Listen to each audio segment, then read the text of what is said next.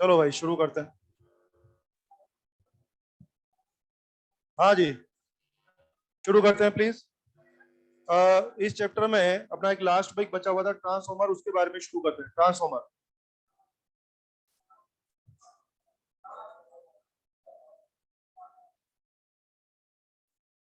Transformer चले ध्यान सुने। ट्रांसफॉर्मर अपने एग्जाम के लिए काफी इंपॉर्टेंट है। अपने मेडिकल एग्जाम में स्पेशली हर 1 या 2 साल में इसका क्वेश्चन आ जाता है। थ्योरेटिकल क्वेश्चन भी हो जाता है और न्यूमेरिकल भी आ सकता है। अपन सारी बातें करेंगे। सबसे पहले आप देखिए, आप जानते होंगे इलेक्ट्रिसिटी दो तरह का होता है, एसी और डीसी। और अपने घरों में एसी सप्लाई होता है। अपने घरों में क्या आता है? एसी आता है। और आप सबको पता होगा, अपने घर में 220 वोल्ट एसी आता है। पता ना सब लोगों को? अपने घर में 220 वोल्ट का स्टैंडर्ड है। पूरे इंडिया के अंदर अपने घरों में 220 वोल्ट एसी सप्लाई होता है। तो इंडिया के अंदर एक स्टैंडर्ड है ये वाला। इंडिया के अंदर जितने भी इलेक्ट्रिकल अप्लायंसेस बनाने वाली कंपनीज हैं, पंखा बनाने वाले, टीवी बनाने वाले या ट्यूबलाइट बनाने वाले, सबको पता है कि इनके घर में 220 आता है। तो उन्होंने इसका डिजाइन ऐसा किया हुआ है कि ये लोग 220 पे काम करते हैं, तो हमें कुछ कलाकारी करने की जरूरत नहीं पड़ती है। घर में 220 आता है, पंखा 220 पे काम करता है, अपन पंखे पे 220 अप्लाई करते हैं, बढ़िया काम हो रहा है, कोई दिक्कत नहीं आ रही है। तो सामान्य बात है। लेकिन कभी मान लीजिए मेरी इस तरह की कोई जरूरत आ जाए, स्पेशल जरूरत आ जाए। मान लीजिए मेरे पास कोई डिवाइस है जो मान लीजिए 150 वोल्ट इस पे काम करता है, होगा कोई स्पेशल सर्किट? मेरे पास कोई स्पेशल सर्किट या स्पेशल डिवाइस हो सकता है जो मान लीजिए 150 वोल्ट पे काम करता है। अगर मैं उस पर 220 वोल्ट लगा दूंगा तो वो खराब हो जाएगा। तो फिर हम क्या सोचेंगे ऐसे में? तो कोई जुगाड़ होना चाहिए जो क्या करे, 220 वोल्ट को 150 वोल्ट में कन्वर्ट कर दे, यानी कि 220 वोल्ट को क्या कर दे, छोटे वोल्टेज में कन्वर्ट कर दे। ऐसा कोई जुगाड़ होना चाहिए, ऐसा हमारे मन में विचार आएगा। उल्टा सोचिए, मान लीजिए मेरे पास कोई ऐसा सर्किट है जिसको काम करने के लिए 280 वोल्ट का एसी चाहिए। घर में 220 आता है। अगर मैं इसके ऊपर 220 अप्लाई कर दूंगा तो इसकी परफॉर्मेंस जो है पुअर परफॉर्मेंस हो जाएगी। ये परफॉर्म करेगा कि अंडर परफॉर्म कर जाएगा? Under perform.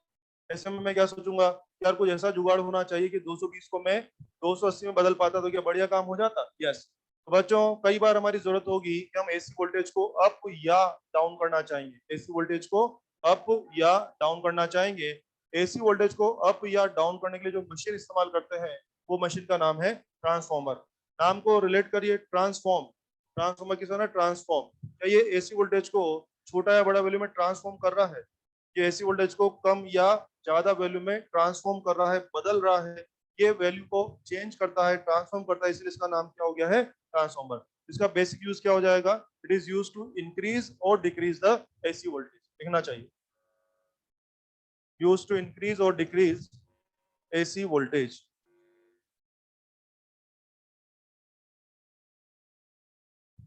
Used to increase और decrease AC voltage। सही बात है, AC वोल्टेज को अप या डाउन करेगा। कुल मिला के बात निकली है। अब आपने बोला है कि AC वोल्टेज को अप या डाउन करेगा, इसके बारे में कुछ खास बातें हो जाए। पहले इसका वर्किंग डायग्राम समझते हैं। इसे मानिए सॉफ्ट आयरन का फ्रेम है। सॉफ्ट आयरन का फ्रेम,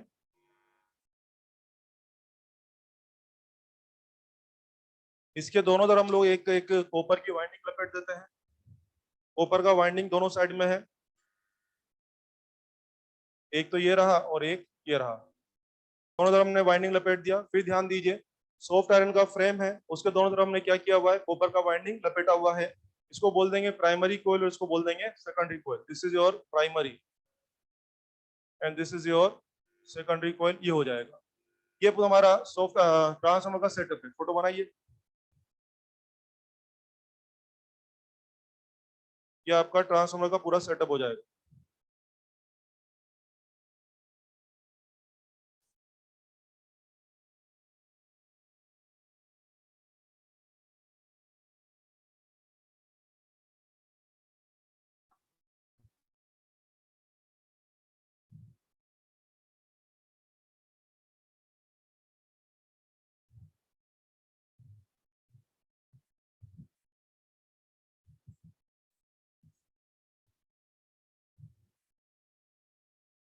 अब काम कैसे होता है उसके बारे में आते हैं।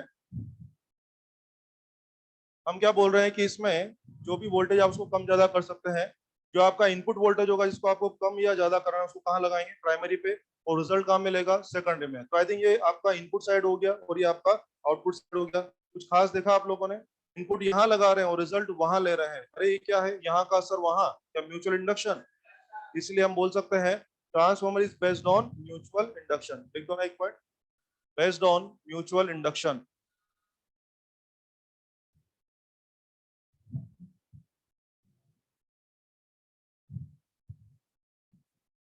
Based on mutual induction. और आपको ध्यान होगा म्यूचुअल इंडक्शन हम लोग पढ़े थे ना, म्यूचुअल इंडक्शन। म्यूचुअल इंडक्शन के लिए क्या रिक्वायरमेंट है हमारी, दोनों मेंबर्स में कपलिंग या जुड़ाव या एसोसिएशन कम होना चाहिए, बढ़िया बढ़िया। दोनों में फ्लक्स का लिंकेज, फ्लक्स का जुड़ाव बहुत अच्छा होना चाहिए। तो दोनों में कपलिंग जितनी बढ़िया होगी, आई थिंक एम भी उतना बढ़िया होगा। पता है दोनों में कपलिंग करवाने की जिम्मेदारी किसको दे रखी है, सॉफ्ट आयरन फ्रेम में। याद है सॉफ्ट आयरन बेस्ट परमेबिलिटी, हाँ मुड़ जाना मगर छोड़ के मत जाना, वो बात केवल सॉफ्ट आयरन में है। तो जो बात इसमें वो बात किसी के अंदर नहीं है, और इसीलिए हमने सॉफ्ट आयरन का फ्रेम इस्तेमाल किया। आप ये जो फ्रेम है ना, इसको कोयल टांगने का फ्रेम मत समझो। ऐसा नहीं कि कोयल टांगने के लिए फ्रेम बनाया, जी नहीं। अगर सिर्फ कोयल टांगने के लिए फ्रेम बनाना होता तो लकड़ी का फ्रेम बना लेते, प्लास्टिक का फ्रेम बना लेते, या दुनिया में इतने मटेरियल होते किसी का भी फ्रेम बना लेते। आपने फ्रेम किसका बनाया, सॉफ्ट आयरन का। तो सॉफ्ट आयरन में कोई विशेष बात रही होगी। आपको याद है सॉफ्ट आयरन क्या करता था, लाइनों को इधर उधर भागने नहीं देता, क्या खुद ही खुद में रखता है। यस, तो मैं बताता हूँ असली रीजन क्या है। एक्चुअली जब आप प्राइमरी के अंदर करंट वोल्टेज डालेंगे तो यहाँ पर मैग्नेटिक फील्ड बनेगा। फील्ड बनेगा तो यहाँ पर फील्ड लाइंस बनेगी, और मैं चाहता हूँ कि सारी की सारी फील्ड लाइंस वहां जाके एसोसिएट हो जाए। ये जिम्मेदारी मैंने किसको पकड़ा दी, सॉफ्ट आयरन। सॉफ्ट आयरन क्या करेगा जरा देखना, जो भी फील्ड लाइंस यहाँ बनेगी क्या उनको भागने देगा कि पकड़ लेगा, पकड़ लेगा। और क्या बोलेगा उनको कि भागने की जरूरत नहीं है, जिधर जिधर मैं मुड़ूंगा आपको भी उधर मुड़ना है। तो देखो पकड़ लिया, और क्या बोलेगा, मेरे साथ साथ मुड़ते जाओ। तो मोड़ते मोड़ते मोड़ते क्या उनको दूसरी कॉलम मिलाने लेके जाएगा। यस, मुझे एक स्टेटमेंट देना चाहिए कि सॉफ्ट आयरन का जो फ्रेम है वो लाइन ऑफ फोर्स के लिए एक पाइपलाइन का काम कर रहा है। कैसा काम कर रहा है, पाइपलाइन का। सारी लाइंस को पकड़ लेगा और क्या बोलेगा, जिधर जिधर मैं घूम रहा हूँ आपको भी उधर घूमना पड़ेगा। लाइंस को उधर हवा में भागने देगा कि नहीं भागने देगा, नहीं भागने देगा। क्यों समझो, सारी लाइंस को पकड़ के क्या दूसरी कॉल से मिलाने लेके जाएगा। यस, तो बताइए दोनों मेंबर में बढ़िया कपलिंग की, बढ़िया एसोसिएशन की जिम्मेदारी कौन उठा रहा है, अपना सॉफ्ट आयरन का फ्रेम। तो आप चाहें तो फोटो में लिख सकते हैं, क्या लिखा ना, सॉफ्ट आयरन फ्रेम, उसमें लिख दो ब्रैकेट में for proper coupling, for proper coupling. इसको क्यों यूज किया हम लोगों ने, ताकि अपनी कपलिंग वगैरह बहुत बढ़िया हो जाए। फॉर प्रॉपर कपलिंग, सही बात है ये। चलिए ये भी हो जाएगा, म्यूचुअल इंडक्शन के ऊपर बेस्ड है। दूसरा पॉइंट देखते हैं, एक पॉइंट ये हो गया हमारे पास। दूसरा पॉइंट आप क्या कह रहे हैं कि ये वोल्टेज को कम या ज्यादा करता है, ये मुद्दा चल रहा है ना, वोल्टेज को कम ज्यादा करता है। मेक श्योर ये मशीन केवल एसी के लिए काम करती है, डीसी पे आउटपुट जीरो रहेगा। लिखें अगला point, it works for AC only, it works for AC only, not for DC, not for DC. DC पे काम नहीं करना है, एसी पे काम करता है। यानी कि आप एसी वोल्टेज को अप या डाउन करा सकते हैं। अगर मैंने गलती से या जानबूझ करके प्राइमरी में डीसी वोल्टेज लगा दिया तो आउटपुट जीरो आने वाला है। अपनी किताबों में ये भी सवाल है कि ट्रांसफार्मर पे अगर आपने डीसी वोल्टेज लगा दिया तो चार ऑप्शन देता है, सही से काम करेगा, खराब हो जाएगा, या जीरो आउटपुट रहेगा। जीरो, खराब होने वाली कोई बात नहीं है। और इसका रीजन जाना तो मैं रीजन दे सकता हूँ आप लोगों को। रीजन सुने, रीजन सुने, यहाँ लिखता हूँ रीजन संभालना। जैसे मान लीजिए प्राइमरी वोल्टेज, ये मान लीजिए प्राइमरी वोल्टेज आपने लगाया ये वाला, ठीक है ना। और मान लीजिए एक बार प्राइमरी वोल्टेज आपने लगाया ये वाला, देख रहे हैं, वीपी मतलब प्राइमरी वोल्टेज। एक बार लगाया आपने एसी और एक बार आपने लगाया डीसी। मैं आपको दिखा सकता हूँ आउटपुट कब मिलेगा और कब नहीं मिलेगा। फर्स्ट ऑफ ऑल, जो भी करंट वोल्टेज आप यहाँ अप्लाई करेंगे, बोलिए इसकी वजह से उसको फ्लक्स मिल सकता है, मिल ही जाएगा, मिल ही जाएगा। फ्लक्स पहुंचाने की जिम्मेदारी है, फ्लक्स मिल जाएगा। लेकिन आप खुद सोचिए कि आपका जो प्राइमरी का जो करंट है, प्राइमरी का जो करंट वोल्टेज है वो वेरिएबल है ना। तो बोलिए जो फील्ड बनेगा वो भी वेरिएबल होगा, तो वहां जो फ्लक्स पहुंच रहा है वो भी वेरिएबल होगा। यानी फाई टू इज कांस्टेंट की नॉट कांस्टेंट, नॉट कांस्टेंट। आपका सिग्नल वेरिएबल है, बनने वाला मैग्नेटिक फील्ड भी वेरिएबल होगा, तो वहां पे जो फ्लक्स पहुंच रहा है फाई टू वो भी वेरिएबल होगा। फाई टू इज वेरिएबल, तो ऑब्वियसली वहां पर इंडक्शन होगा, इंडक्शन होगा तो ई टू, ई टू जीरो की नॉन जीरो। हाँ वहां पर म्यूचुअल इंडक्शन होगा और वहां पर क्या डेवलप हो जाएगा, ईएमएफ डेवलप हो जाएगा। तो बोलिए क्या एसी लगाने पर वहां आउटपुट मिल रहा है, yes. इसकी वजह से वहां पर फ्लक्स तो पहुंचेगा लेकिन कांस्टेंट रहेगा। कारण यहाँ पर जो भी करंट आपने डाला उससे बी बनेगा, बी की वजह से फ्लक्स जरूर जरूर पहुंच रहा है। सॉफ्ट आयरन बैठा ना फ्लक्स पहुंचाने के लिए, फ्लक्स पहुंच रहा है, और आपका करंट खुद ही कांस्टेंट है, तो जो बी बनेगा वो भी कांस्टेंट है, इसलिए जो फ्लक्स पहुंच रहा है वो भी कांस्टेंट है। बच्चों वहां फ्लक्स तो है लेकिन वो कांस्टेंट है, तो फिर क्या कहें, वहां पर ईएमएफ आएगा कि नहीं आएगा, क्योंकि ईएमएफ आने के लिए शायद फ्लक्स में वेरिएशन चाहिए ना आप लोगों को। तो समझिए आप कब आउटपुट मिल रहा है, एसी के लिए आउटपुट मिल रहा है और डीसी के लिए आउटपुट नहीं मिल रहा है, इसलिए हम डायरेक्ट भी बोल सकते हैं आज के बाद ये मशीन एसी के लिए काम करेगा और डीसी के लिए काम नहीं करेगा, ऐसा मैंने बोला। लिख लो ये सब, उस पॉइंट के सपोर्ट में ये बात छाप दो।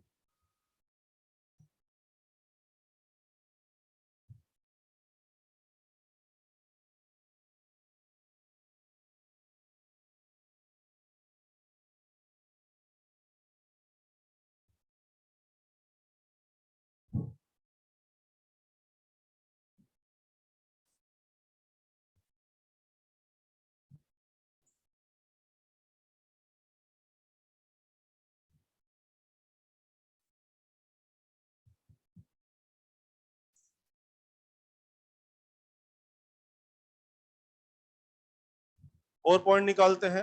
मान लेता हूं कि ट्रांसफॉर्मर आइडियल ट्रांसफॉर्मर है, आइडियल ट्रांसफॉर्मर मेरे पास है, ऐसा मान लिया हमने। ठीक है, तो आप नोटिस करिए, अगर ट्रांसफॉर्मर आइडियल है, इसका फिजिकल सिग्निफिकेंस क्या हो गया, बोलूं क्या मैं? ओके, अगर आइडियल ट्रांसफॉर्मर, इसका फिजिकल मीनिंग क्या हो गया कि मेरी मशीन में कोई लॉस वॉस नहीं हो रहा है। और अगर पावर लॉस नहीं हो रहा है, इसका मतलब क्या हो गया, क्या इनपुट पावर बराबर आउटपुट पावर, क्योंकि हम क्या मान के बैठ रहे हैं, आइडियल। आइडियल है तो लॉस वॉस नहीं है, तो इनपुट पावर बराबर क्या हो गया, आउटपुट पावर। तो क्या कहें, पावर कम हो गया, कांस्टेंट रहेगी, कांस्टेंट। तो आइडियल ट्रांसफर है बच्चों, तो ये क्या हो जाएगा, power that must be constant. That must be constant, इसका मतलब क्या हो गया, v into I, that must be constant. और इसका मतलब क्या हो गया, I प्रोपोर्शनल टू 1/v। ये निकल गया है। इसका फिजिकल सिग्निफिकेंस पकड़ेंगे मेरे साथ। हम लोग बार बार बोल रहे हैं कि ये मशीन वोल्टेज को अप या डाउन करता है, बोल रहा हूँ ना बार बार, यस, फोकट में नहीं करता है। वोल्टेज को अप डाउन जरूर करता है, लेकिन फोकट में नहीं करता है। वोल्टेज का हिसाब चुकता करता है करंट में, यस। अगर किसी मशीन ने वोल्टेज बढ़ाया है, अगर इसने वोल्टेज बढ़ाया है तो बदले में करंट को डाउन करेगा। अगर वोल्टेज को कम किया तो बदले में करंट को बढ़ा देगा। अगर वोल्टेज को डबल किया है तो करंट को आधा कर देगा। वोल्टेज को ट्रिपल किया तो करंट को 1/3 कर देगा। वोल्टेज को हाफ किया है तो करंट को डबल कर देगा। तो बोलिए, वोल्टेज में चेंज कर रहा है और क्या उसके बदले में क्या करंट में वही चेंज कर रहा है कि उल्टा चेंज कर रहा है? उसका मैंने मैथ्स आपको लिख के बताया कि, और लिख दीजिए आगे पॉइंट, तो मैथ्स लिख लो, पहले तो ये पॉइंट लिख लो और आगे लिख लो कि,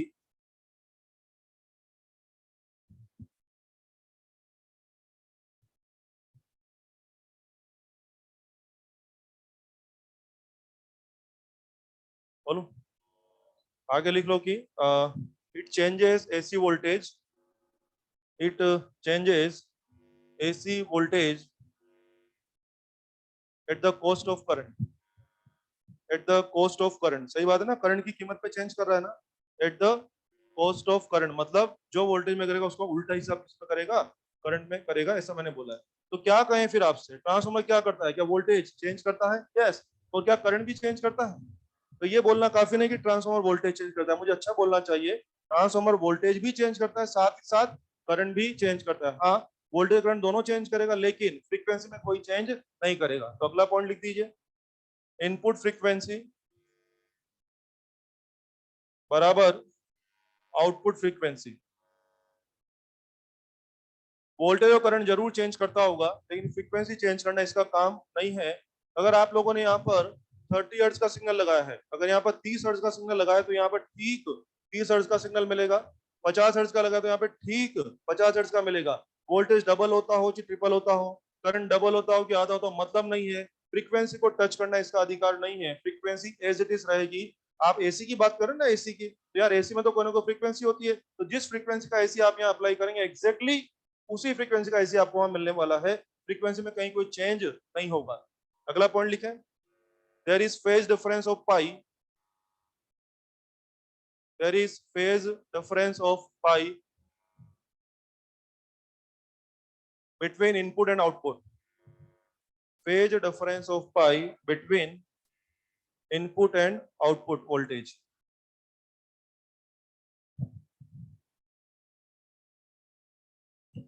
इनपुट एंड आउटपुट वोल्टेज।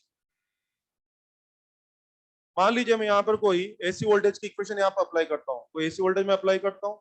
अगर मैं उसका पूरा मैथमेटिकल प्रोसेस करके सेकेंडरी वोल्टेज की इक्वेशन डेवलप करता हूँ, तो मैं पाता हूँ इनपुट वोल्टेज और आउटपुट वोल्टेज में पाई का फेज डिफरेंस है। इसको एक पॉइंट की तरह आप याद कर सकते हैं, अपने एग्जाम में आया हुआ क्वेश्चन भी नीट के अंदर, ये इनपुट और आउटपुट साइड में कितना फेज डिफरेंस होता है, पाई का। कल जनरेटर में एक फेज डिफरेंस आया था, कितना था, पाई या पाई/2। फ्लक्स और ईएमएफ में पाई/2 का डिफरेंस है, यहाँ पे कितना चल रहा है, पाई का डिफरेंस है इनपुट और आउटपुट में। पाई का फेज डिफरेंस रहेगा। ठीक है, चलिए बातों को और आगे बढ़ाते हैं। जैसा कि आप कह रहे हैं कि ट्रांसफार्मर वोल्टेज को अप या डाउन करेगा, तो किसी भी ट्रांसफार्मर के बारे में एक शब्द होता है टर्न रेशियो। टर्न रेशियो, इसको जनरली के से डिनोट कर रहे हैं। अब जो टर्न रेशियो शायद नाम से फील आ रहा होगा ना, टर्न्स का रेशियो। अब इसमें क्या है, एक थोड़ा सा कंट्रोवर्शियल मामला ये है। कंट्रोवर्शियल कैसे, जरा सुन ले पूरा। अगर मैंने कभी कहा सेकेंडरी और प्राइमरी के टर्न का रेशियो इतना है, तो साफ साफ पता लग गया कि NS अपॉन NP दिया है। कभी मैं कहूंगा प्राइमरी और सेकेंडरी के टर्न का रेशियो इतना है, तो वो सीधा सीधा NP बाय NS हो गया।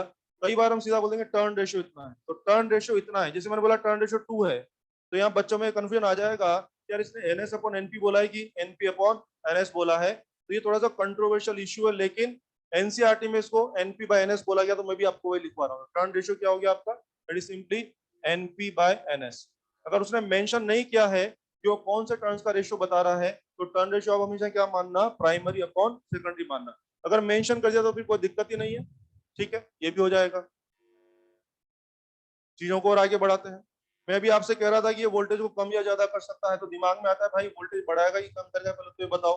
तो कोई ना कोई पर्टिकुलर पैरामीटर होगा जो तय करता होगा कि वोल्टेज बढ़ेगा कि कम होगा। और अगर बढ़ेगा तो बढ़े के डबल होगा कि ट्रिपल होगा, कुछ तो होगा आपके पास नियम। ऑफ कोर्स नियम है, मुझे एक जनरलाइज मैसेज आपको बोलना है। दोनों साइड में, जिस साइड में घेरे ज्यादा होंगे उधर का वोल्टेज भी ज्यादा होगा। एक सिंपल मंत्र पकड़ लो, दोनों में जिधर के टर्न ज्यादा उधर का वोल्टेज भी ज्यादा। मतलब अगर सेकेंडरी के टर्न प्राइमरी से ज्यादा है तो सेकेंडरी का वोल्टेज भी ज्यादा होगा। अगर सेकेंडरी के टर्न प्राइमरी से कम है तो सेकेंडरी का वोल्टेज भी कम। तो दिमाग में एक बात बिठा लो आप लोग को, जिधर के घेरे ज्यादा उधर का ही वोल्टेज ज्यादा। ये सवाल करने का आइडिया होगा। और अगर ये है तो फिर तो मैं एक मैसेज दे सकता हूँ आपको, एक फॉर्मूला दे सकता हूँ। क्या मैं कह दूं NS by NP that is equal to VS by VP। Secondary turn upon secondary, sorry secondary turn upon primary turn बराबर secondary voltage upon primary voltage. क्या ये वही बात हो गई?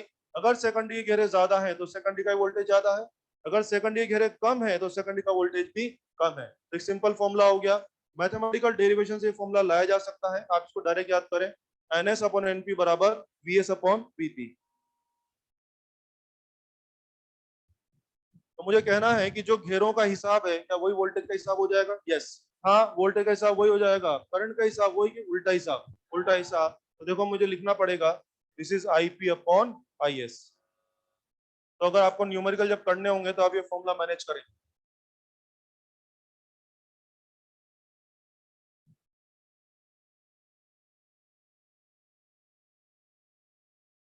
इसके ऊपर साधारण क्वेश्चन कैसे रहेंगे हम जनरली क्या करेंगे, चार चीजों के सेट में से कोई तीन चीज आपको दे देंगे, चौथा आपसे पूछ लेंगे। फॉर एग्जाम्पल ये चार चीजें लिए, चार चीजें, तीन चीजें पकड़ा देंगे, चौथा लाइए। कभी ये चार में से तीन ले लो, चौथा लाइए। कभी ये चार में से तीन ले लो और चौथा लाइए। कर सकते हैं ना ऐसा क्वेश्चन?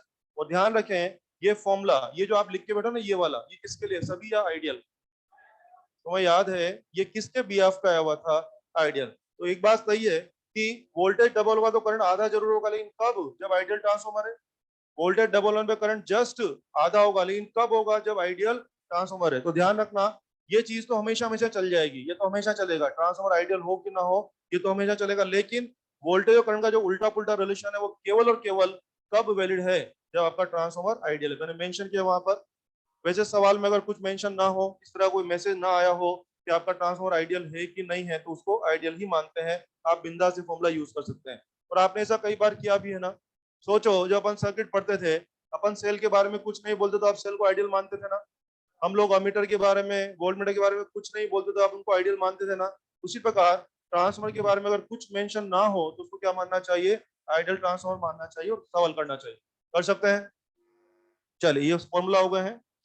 अब आप कह रहे हैं कि वोल्टेज बढ़ भी सकता है और कम भी हो सकता है। इसके बिहाफ पर ट्रांसफार्मर भी दो प्रकार के रहेंगे, एक रहेगा स्टेप अप, एक रहेगा स्टेप डाउन। स्टेप अप और दूसरा स्टेप डाउन। शायद नाम से फील आ रहा होगा स्टेप अप मतलब क्या, वो बोलिए।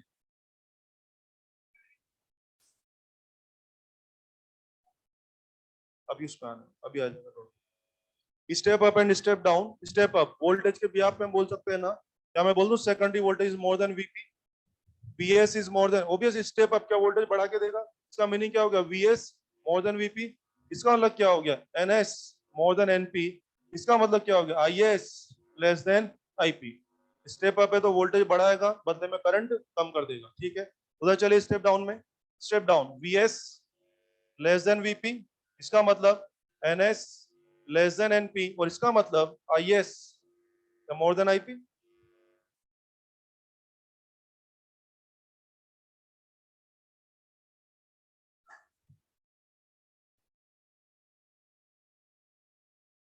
तो हमें अपनी रिक्वायरमेंट देखनी पड़ती है कि हमें वोल्टेज कम करवाना है कि बढ़वाना है। अकॉर्डिंगली हम लोगों को एक सूटेबल ट्रांसफॉर्मर लेना पड़ता है। वोल्टेज बढ़वाना है तो स्टेप अप लीजिए, और वोल्टेज डाउन कराना है तो आपको स्टेप डाउन लेना पड़ेगा। इस तरह से हम लोग काम करेंगे, ठीक है। आइए क्वेश्चन की बात करते हैं, इसके ऊपर न्यूमेरिकल कैसे होते हैं उसकी बात करते हैं। इसे मैंने कहा, कभी मान लीजिए NS है, मान लीजिए कुछ भी 50 ले लेते हैं, और मान लीजिए NP है 10 ले लेते हैं। पूरा लैंग्वेज क्या होगा, एक ट्रांसफॉर्मर में सेकेंडरी टर्न है 50 और प्राइमरी टर्न है 10। अब मुझे इसके बारे में कुछ बातचीत आपसे करनी है, एक कॉमन सेंस की बात करें। बोलिए, सेकेंडरी के टर्न प्राइमरी से क्या 5 टाइम्स हो रहे हैं ना। सेकेंडरी के टर्न प्राइमरी से 5 गुना है, तो क्या वोल्टेज भी 5 गुना है। क्योंकि मैं आपको बोल चुका हूँ जो घेरों का हिसाब है ना, वो वोल्टेज का हिसाब होगा। इसका मतलब क्या, मैं डायरेक्ट छाप दूं आप लोगों के लिए, यस, क्या मुझे लिखना चाहिए VS is 5 times of VP। बोलो, लिखूं direct, VS is equal to 5 times of whatever VP you are applying here. Primary में आप जो भी वोल्टेज अप्लाई करेंगे उसका ठीक 5 गुना होगी, क्या मिल जाएगा आपको, वोल्टेज मिल जाएगा। तो क्या मैं कह दूं, IS 1/5 ऑफ IP। बोलो, अगर वोल्टेज 5 गुना की मिल रहा है तो डेफिनेटली करंट 5 गुना या 1/5 हो जाएगा, 1/5 हो जाएगा, बिल्कुल सही है। Third, secondary frequency is equal to primary frequency, सही बात है कि नहीं। Secondary frequency, primary frequency change होगा कि नहीं होगा, ये मशीन का काम फ्रीक्वेंसी को डिस्टर्ब करना है नहीं, फ्रीक्वेंसी एज इट इज रहेगा, कहीं कोई चेंज नहीं हो पाएगा। Fourth, if primary voltage is let 10 volt, मुझे पूछ रहे हैं सेकेंडरी वोल्टेज लाइए, क्या आसानी से आंसर ला सकते हैं।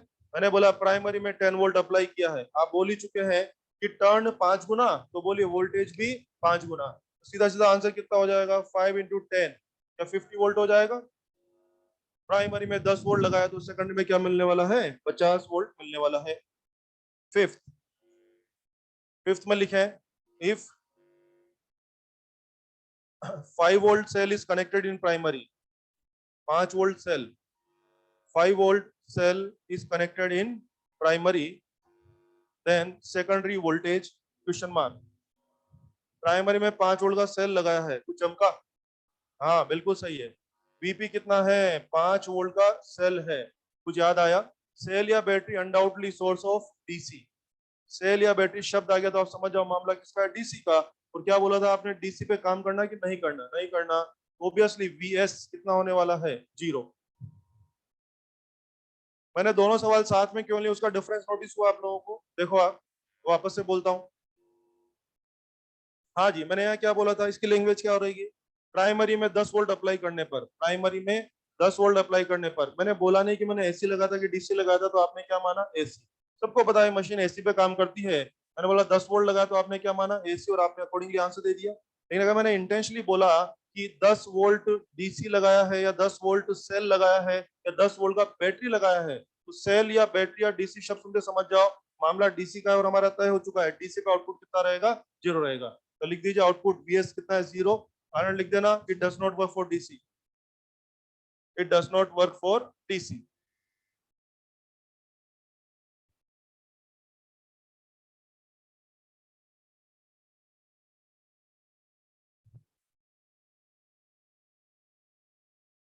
आई थिंक इस तरह के हल्के फुल्के क्वेश्चन आप कर सकते हैं, हो जाएगा सबसे। कंफर्टेबल है आप लोग, चलिए। लेकिन अच्छा मुझे बताएंगे इस सवाल में, ये सब देख के कुछ पता लग रहा है क्या, क्या ये आइडियल ट्रांसफॉर्मर था। Very good. देखो ना, मैंने इस सवाल में कुछ बोला नहीं आप लोगों से कि आइडियल है कि नहीं है। तो अगर नहीं बोला तो आपने क्या माना, आइडियल माना। और आइडियल माना तो उसके बिहाफ पे आपने क्या बोला, अगर वोल्टेज 5 गुना हो रहा है तो करंट डेफिनेटली 1/5 हो ही रही होगी। तो आप किस किस तरह मान के इसको डील कर रहे हैं, प्रैक्टिकल या आइडियल मान के। और कुछ नहीं गया तो आइडियल मान के ही काम करना है, वो जैसा कि आप कर भी रहे हैं। मैंने आइडियल ट्रांसफर को आइडियल क्यों बोला, क्योंकि हम मान के बैठे उसमें पावर लॉस नहीं हो रहे हैं। लेकिन आपको पता है दुनिया में कोई भी मशीन के अंदर पावर लॉस तो जरूर जरूर होंगे, पंखा हो, मिक्सर हो, सेल हो, हर मशीन में पावर लॉस तो जरूर जरूर होते हैं। यानी ट्रांसफर आइडियल होगा कि नहीं होगा, नहीं होगा। और वैसे भी आपको पता है दुनिया में कुछ भी आइडियल नहीं है। ना मशीन ना आदमी, मैं भी आइडियल नहीं हूँ। समझ में आ गया? चलिए अब किसी पे भी कमेंट नहीं करें, चुप रहो बे। अब ये बात सही है कि आइडियल ट्रांसफॉर्मर तो हो नहीं पाएगा, तो ट्रांसफॉर्मर में कौन कौन से लॉसेज होते हैं, उनको मिनिमाइज करने के लिए हम लोगों ने क्या क्या प्रिकॉशन किए हुए हैं, जरा उसके ऊपर आते हैं। उस लिस्ट के ऊपर भी सवाल बनते हैं। स्टार्ट करते हैं। Losses in transformer, losses in transformer, एक लिस्ट टाइप बना के स्टडी करने जा रहे हैं, लॉसेज इन ट्रांसफॉर्मर। यहाँ तो क्या हो जाएगा, लॉस का नाम आ जाएगा और उसका रेमेडी, उसका सॉल्यूशन हमने क्या किया वो यहाँ पे आ जाएगा। यहाँ आ जाएगा समस्या और यहाँ आ जाएगा समाधान, प्रॉब्लम, और उधर आ जाएगा सॉल्यूशन। ठीक है ना?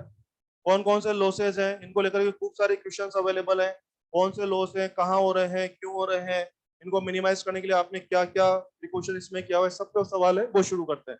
आइए, सबसे पहला है फ्लक्स लीकेज। क्या हो जाएगा? Flux leakage. लिंकेज नहीं लिखा है मैंने, क्या लिखा है? फ्लक्स का लीक होना। सही बात है ना? ये बताओ, हम कितनी भी कोशिश करेंगे, अगर यहाँ का फ्लक्स मुझे यहाँ पहुंचाना है, हम कितनी भी कोशिश करेंगे, पूरा जगह कुछ तो लीक होगा। प्रैक्टिकल लाइफ में सोचो ना, अपन मान लो कहीं पाइपलाइन से पानी पहुंचा रहे हैं, तो बीच में थोड़ा बहुत कहीं ना कहीं लीक हो ही जाता है, 100% पहुंचाना पॉसिबल नहीं है। तो ये बात सही है कि मेरे यहाँ पर भी एक प्रॉब्लम हमेशा चलेगी, मेरे यहाँ पर भी फ्लक्स का लीकेज तो होने वाला है।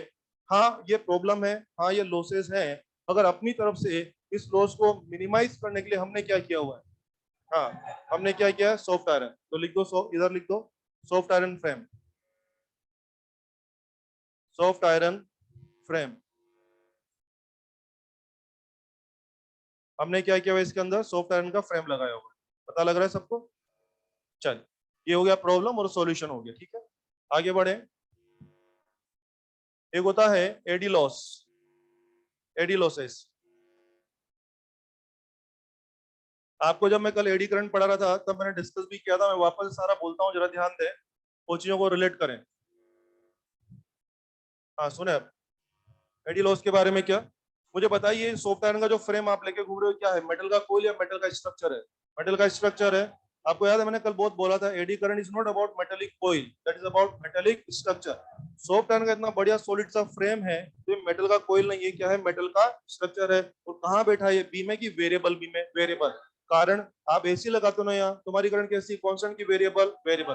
करंट वेरी करा तो बी भी लगातार वेरिएबल है। अच्छा, आपका मेटल का फ्रेम वेरिएबल मैग्नेट में बैठा हुआ है, तो वही कल वाली बात, जब तुम्हारे फ्रेम के अंदर इंड्यूस करंट आ जाएंगी, जो कि एडीज के फॉर्म होंगी, एडी करंट आ जाएंगे, और एडी करंट आकर के फ्रेम को ठंडा रखेंगे कि बहुत गर्म कर देंगे, बहुत गर्म कर देंगे, तो उसको होने वाले लॉस को हम क्या बोलते हैं? Eddy loss. ये बात सही कि इसमें एडी लॉस होंगे। मान लीजिए आप मेरे पास आए कि आपने बोला कि एडी लॉस जीरो करा दो। एडी लॉस जीरो कराने का मेरे पास आइडिया है, मैं आपको बोलूंगा प्लास्टिक का फ्रेम लगा, मैं बोलूंगा लकड़ी का फ्रेम लगा, क्या एडी लॉस जीरो हो जाएगा?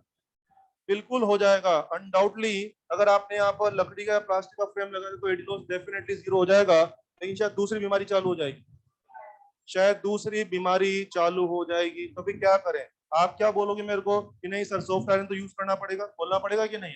मैंने एक सजेशन दिया कि तू मेटल छोड़, तो लकड़ी का फ्रेम लगा ले, तो इस बीमारी को ठीक करने के चक्कर में क्या दूसरा बीमारी चालू हो जाएगा यार? तो क्या सॉफ्ट आयरन का फ्रेम यूज करना हमारी मजबूरी है?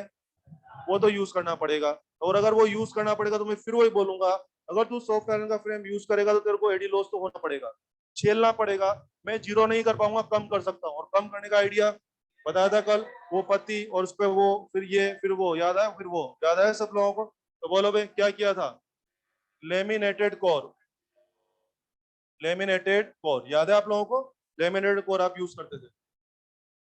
ये अपना नीट का 2017 का क्वेश्चन है, ट्रांसफॉर्मर में एडी लॉस को मिनिमाइज करने के लिए आपने क्या किया हुआ है? हमारा आंसर था लेमिनेटेड कोर, और इसके बारे में कल बोल चुका हूं आपको सारा। वेरी गुड, चल आगे बढ़े। एक होता है हिस्टेरेसिस लॉस, हिस्टेरेसिस लॉस, नाम सुना हुआ सा लग रहा है थोड़ा सा। आ जाओ जरा, चिड़िया के बारे में कहानी सुनाया था, मैं आपको यही बताऊंगा हिस्टेरेसिस लॉस क्यों हो रहे हैं और कैसे हो रहे हैं, उनको मिनिमाइज करने का आइडिया क्या है। एक्चुअली आपको सब कुछ पढ़ाया जा चुका है, मैं थोड़ा सा बोलूंगा आपको सब क्लिक कर जाएगा। जरा साइड में आ जाए, कुछ बात करनी मुझे। यस, मान लीजिए चिड़िया, याद है आपको? बीएच कर, और हिस्टेरेसिस लॉस को आप क्या बोलते थे? वांट। याद आ गया सब लोगों को? अब सुने, पहली बात तो दिमाग में आता है यार हिस्टेरेसिस की बात यहाँ आ कहां से गई, वो मैं आपको समझाता हूँ कहां से आ गई। जरा सोच के देखिए, आपका जो करंट सिग्नल है वो कैसा है? वेरिएबल है ना? करंट आपका वेरिएबल है ना, तो यहाँ जो बी बनेगा क्या वो भी वेरिएबल बनेगा? आपके यहाँ जो बी बनेगा वो भी वेरिएबल बनेगा। क्या हो रहा है? बी बढ़ रहा है, बढ़ रहा है, बढ़ रहा है। बी कम हो रहा है, कम हो रहा है, कम हो रहा है। क्या बी रिवर्स डायरेक्शन में बढ़ रहा है? फिर बी फिर वापस कम हो रहा है। जरा सोचिए, तुम्हें याद है जब मैं मैग्नेटाइजेशन और डिमैग्नेटाइजेशन पढ़ाता था, फेरो, ये फेरो की रोड मैंने लिया। अगर मैं फेरो की रोड लेकर इस पे यूं यूं करूंगा, याद है आप लोग यूं यूं करते थे? जब मैं इस पे फील्ड लगाता तो इसका मैग्नेटाइजेशन होता था, याद है? Full magnetization. फिर मैं बी कम करता था तो इसका क्या होता था? डीमैग्नेटाइजेशन। फिर मैं रिवर्स फील्ड लगाता तो क्या रिवर्स मैग्नेटाइजेशन होता था? यानी क्या चलेगा, इस वेरिएबल बी की वजह से आपके सॉफ्ट आयरन फ्रेम क्या अपने आप में फेरोमैग्नेटिक मटेरियल है? सॉफ्ट आयरन फ्रेम क्या फेरोमैग्नेटिक मटेरियल है? और फेरोमैग्नेटिक मटेरियल कहाँ रखा हुआ है? बी में की वेरिएबल बी में? बी बढ़ रहा है, फिर कम हो रहा है, फिर बी रिवर्स जा रहा है, फिर बी कम हो रहा है, फिर बी वापस फॉरवर्ड हो जाएगा। यानी आपके सॉफ्ट आयरन फ्रेम का लगातार मैग्नेटाइजेशन, डीमैग्नेटाइजेशन, मैग्नेटाइजेशन, डीमैग्नेटाइजेशन, क्या लगातार ये प्रोसेस चलता रहेगा? यस। जब आपका ट्रांसफार्मर वर्किंग में होगा, जब आपका ट्रांसफार्मर काम कर रहा होगा, हर वक्त तुम्हारे फ्रेम का मैग्नेटाइजेशन, डीमैग्नेटाइजेशन, मैग्नेटाइजेशन, डीमैग्नेटाइजेशन चलता रहेगा। और आपने पढ़ा था कि मैग्नेटाइजेशन और डीमैग्नेटाइजेशन के प्रोसेस के दौरान जो हीट लॉस होता है, क्या उसको हिस्टेरेसिस लॉस बोलते थे हम लोग? यस। तो बिल्कुल, क्या वाकई में यहाँ पे हिस्टेरेसिस लॉस होना चाहिए? बिल्कुल होना चाहिए, हो रहा है। और हिस्टेरेसिस की वैल्यू क्या थी अपने पास? 1 ये वैल्यू थी। A4 क्या था? Area of pH curve, area of pH curve. अब अगर आप मेरे पास आओगे कि यार हिस्टेरेसिस लॉस कम करा दो, मैं तो जीरो भी करा सकता हूँ। हिस्टेरेसिस किसके बारे में होता है? सबके बारे में, फेरोमैग्नेटिक। तो मैं आपको आइडिया दूंगा कि ऐसा का जो फ्रेम है ना तेरा, उसको फेरोमैग्नेटिक मटेरियल का फ्रेम मत बना, किसी और मटेरियल का फ्रेम बना ले, डाया का बना ले, पेरा का बना ले, या लकड़ी का फ्रेम बना ले। तेरा मटेरियल अगर फेरोमैग्नेटिक ही नहीं रहेगा तो उसके लिए कहानियां नहीं चलेंगी। ये कहानियां किसके बारे में थी? सबके बारे में। फेरो, फेरो। अगर तेरा मटेरियल फेरो ही नहीं रहेगा तो फिर ये कहानियां नहीं रहेंगी, तो वांट वांट होगा कि नहीं होगा? नहीं होगा, बिल्कुल जीरो हो जाएगा। लेकिन शायद फेरो यूज करना आपकी मजबूरी है, फेरो यूज करना आपकी मजबूरी है, फ्लक्स लीक रोकना है तो क्या यूज करना ही पड़ेगा? यस। तो यूज करना पड़ेगा तो इसको झेलना पड़ेगा, लेकिन कम करने का विचार है। हमें ऐसा फेरोमैग्नेटिक मटेरियल यूज करना चाहिए जिसका एरिया ज्यादा की कम हो जाए। तो ऑब्वियसली हमें यहाँ पर फेरोमैग्नेटिक तो बहुत सारे होते हैं ना फेरोमैग्नेटिक मटेरियल, हमें ऐसा फेरोमैग्नेटिक मटेरियल का फ्रेम लेना चाहिए जिसका बीएच ग्राफ का एरिया कम होता है, और उसमें भी किसका नाम चलता है? सॉफ्ट आयरन का। तो यहाँ लिखें, इससे दोस्त में लिखें कि to minimize this, to minimize this, that ferro material should be used. ऐसा लिख दो, ferro material of less BH area, ferro material of less या स्मॉल बीएच एरिया, लेस या small BH area should be used, should be used, small BH area should be used. आ गई बात समझ में? आ गई क्या? तो ये भी सॉल्यूशन हो गया इसका भी। और इसमें भी किसका नाम चलता है? Less BH area. Hard ferro लें कि सॉफ्ट फेरो लें? हार्ड फेरो में याद है दोनों चीजें ज्यादा, बीएच एरिया ज्यादा। सॉफ्ट फेरो में दोनों चीजें कम, बीएच एरिया कम। सब लिखवाया था मैंने। बोलो बोलो, फ्रेम किसका बना है? हार्ड फेरो की सॉफ्ट फेरो का? सॉफ्ट फेरो में हमने किसका बना रखा है? सॉफ्ट आयरन का बना रखा है। ये भी हो जाएगा। आप नोटिस करें, ये जो एडी लॉस ये कहाँ पे हो रहे हैं? आयरन के फ्रेम में। एडी लॉस कहाँ पे होंगे? दो चीजें इसमें, एक तो कॉपर की वाइंडिंग है और एक तो आयरन का फ्रेम है। एडी लॉस किस में होंगे? कॉपर के वाइंडिंग में या आयरन के फ्रेम में? आयरन के। और हिस्टेरेसिस लॉस भी किस में होने वाले हैं? आयरन के फ्रेम में। तो दोनों आयरन के फ्रेम में हो रहे हैं, तो इसीलिए इन दोनों को कंबाइंडली बोलते हैं आयरन लॉस। क्या बोलेंगे इसको? Iron loss. और क्या शब्द रिलेट कर पा रहे हैं आप लोग? मेरे कहने से मत चलो ना। इनको आयरन लॉस क्यों बोला? मेरे सिस्टम में दो मेंबर हैं, कॉपर की वाइंडिंग और आयरन का फ्रेम। ये आपके दोनों लॉस कहां पर हो रहे हैं? कॉपर की वाइंडिंग में, आयरन के फ्रेम में। आयरन के फ्रेम में हो रहे हैं, इसीलिए इन दोनों को कंबाइंडली क्या बोलते हैं? आयरन लॉस बोलते हैं। सुन लिया आप लोगों ने? बुक्स में ये क्वेश्चन भी अवेलेबल है। आयरन लॉस कौन सा होता है? ऑप्शन देता है एडी लॉस, तुम्हारा ये दूसरा वाला हिस्सेस लॉस की दोनों। क्या बोल दो? दोनों को बोलना पड़ेगा। यस। तो बड़ा लॉजिकल बात है कि क्यों बोल रहे हो, क्योंकि आयरन के फ्रेम में हो रहा है। ठीक बात है ये। चल, fourth, I square R loss. I square R loss, और इसका एक और भी नाम है copper loss, copper loss. I square R loss या कॉपर लॉस। जरा आ जाओ इधर। तुम्हारी ये दोनों वाइंडिंग्स जो है, तुम्हारी ये दोनों वाइंडिंग्स है, ये वाइंडिंग के अंदर जब करंट वरंट चलेगी तो बोलिए वाइंडिंग ठंडी होंगी या गर्म हो जाएंगी? गर्म।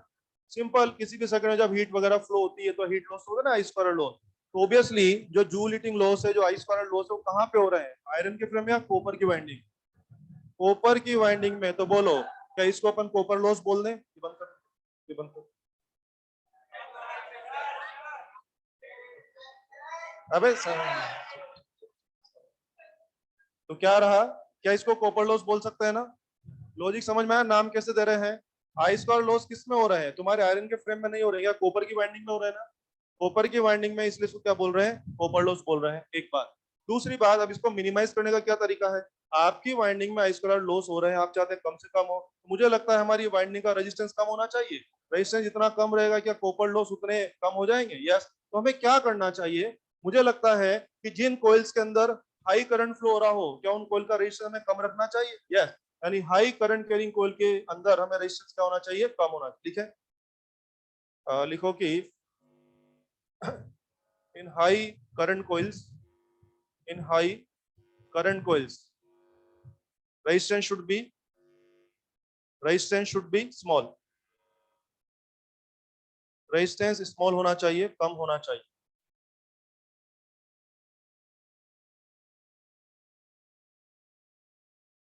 और मैं कुछ याद दिलाऊं आप लोगों को, देखो आप पढ़ते थे R equals to rho L by, पढ़ते थे आप लोग? यस।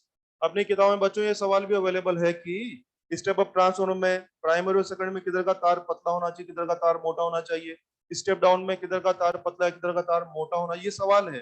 इसको रटने की जरूरत नहीं, आई थिंक कॉमन से तय कर सकते हैं। चलो मेरे साथ, मैं तैयारी कराता हूँ कैसे तय होगा। सर बताइए, मैं तार अगर मोटा लूंगा तो क्रॉस सेक्शन ज्यादा, क्या रेजिस्टेंस कम? सब पढ़ा हुआ है आपने। अगर मैं तार मोटा लूंगा, तार मोटा यानी क्रॉस सेक्शन ज्यादा है, तो बोलो उस तार का रेजिस्टेंस क्या कम हो जाएगा? यस। तो मुझे लगता है कि जहां पर प्राइमरी और सेकंड में जहां पर करंट ज्यादा हो, क्या वहां पे रेजिस्टेंस कम करवाना चाहिए, और रेजिस्टेंस कम कराने के वहां का तार पतला की मोटा? मोटा। चलो आओ फाइनलाइज करते हैं मिलजुल करके। बच्चों मेरे पास स्टेप अप ट्रांसफॉर्मर है, शब्द सुने मेरे पास स्टेप अप ट्रांसफॉर्मर है, वोल्टेज को बढ़ाएगा तो करंट को कम करेगा। करंट कहाँ ज्यादा है, सेकेंडरी की प्राइमरी?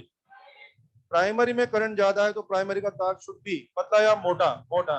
मोटा इन कंपेरिजन टू सेकेंडरी कोई, मतलब आप बोल रहे हैं यहाँ का तार मोटा होना चाहिए, तो मेरा स्टेटमेंट क्या जाएगा, स्टेप अप ट्रांसफॉर्मर में प्राइमरी का तार मोटा होता है और सेकेंडरी का तार पतला होता है, ये मेरा जवाब रहेगा। फिर चलिए, स्टेप डाउन ट्रांसफॉर्मर है, बोल रहे किसका तार पतला या मोटा होगा? स्टेप डाउन, तो वोल्टेज कम करेगा, वोल्टेज कम तो क्या करंट को बढ़ा देगा? सामने करंट ज्यादा है, इस बार सामने करंट ज्यादा है, तो जहां करंट ज्यादा है वहां का तार का रेजिस्टेंस कम होना चाहिए, यानी वहां का तार मोटा होना चाहिए। तो यूं याद रख लो ना, जिस तार में, जिस कॉइल में करंट ज्यादा होगी, क्या उधर का तार मोटा होना चाहिए? तो इस तरह लॉजिकली आप कर सकते हैं। तो फाइनल स्टेटमेंट दे सकते हैं हम लोग कि स्टेप अप ट्रांसफार्मर के अंदर प्राइमरी का तार मोटा होगा और स्टेप डाउन के अंदर सेकेंडरी का तार मोटा होगा। क्या समझ में आ रहा है ये सब? लिखना है तो मेंशन कर लो इसी के साथ कुछ ना, ऐसा बोल के ऐसा लिख लो ना, ए ज्यादा तो रेजिस्टेंस कम।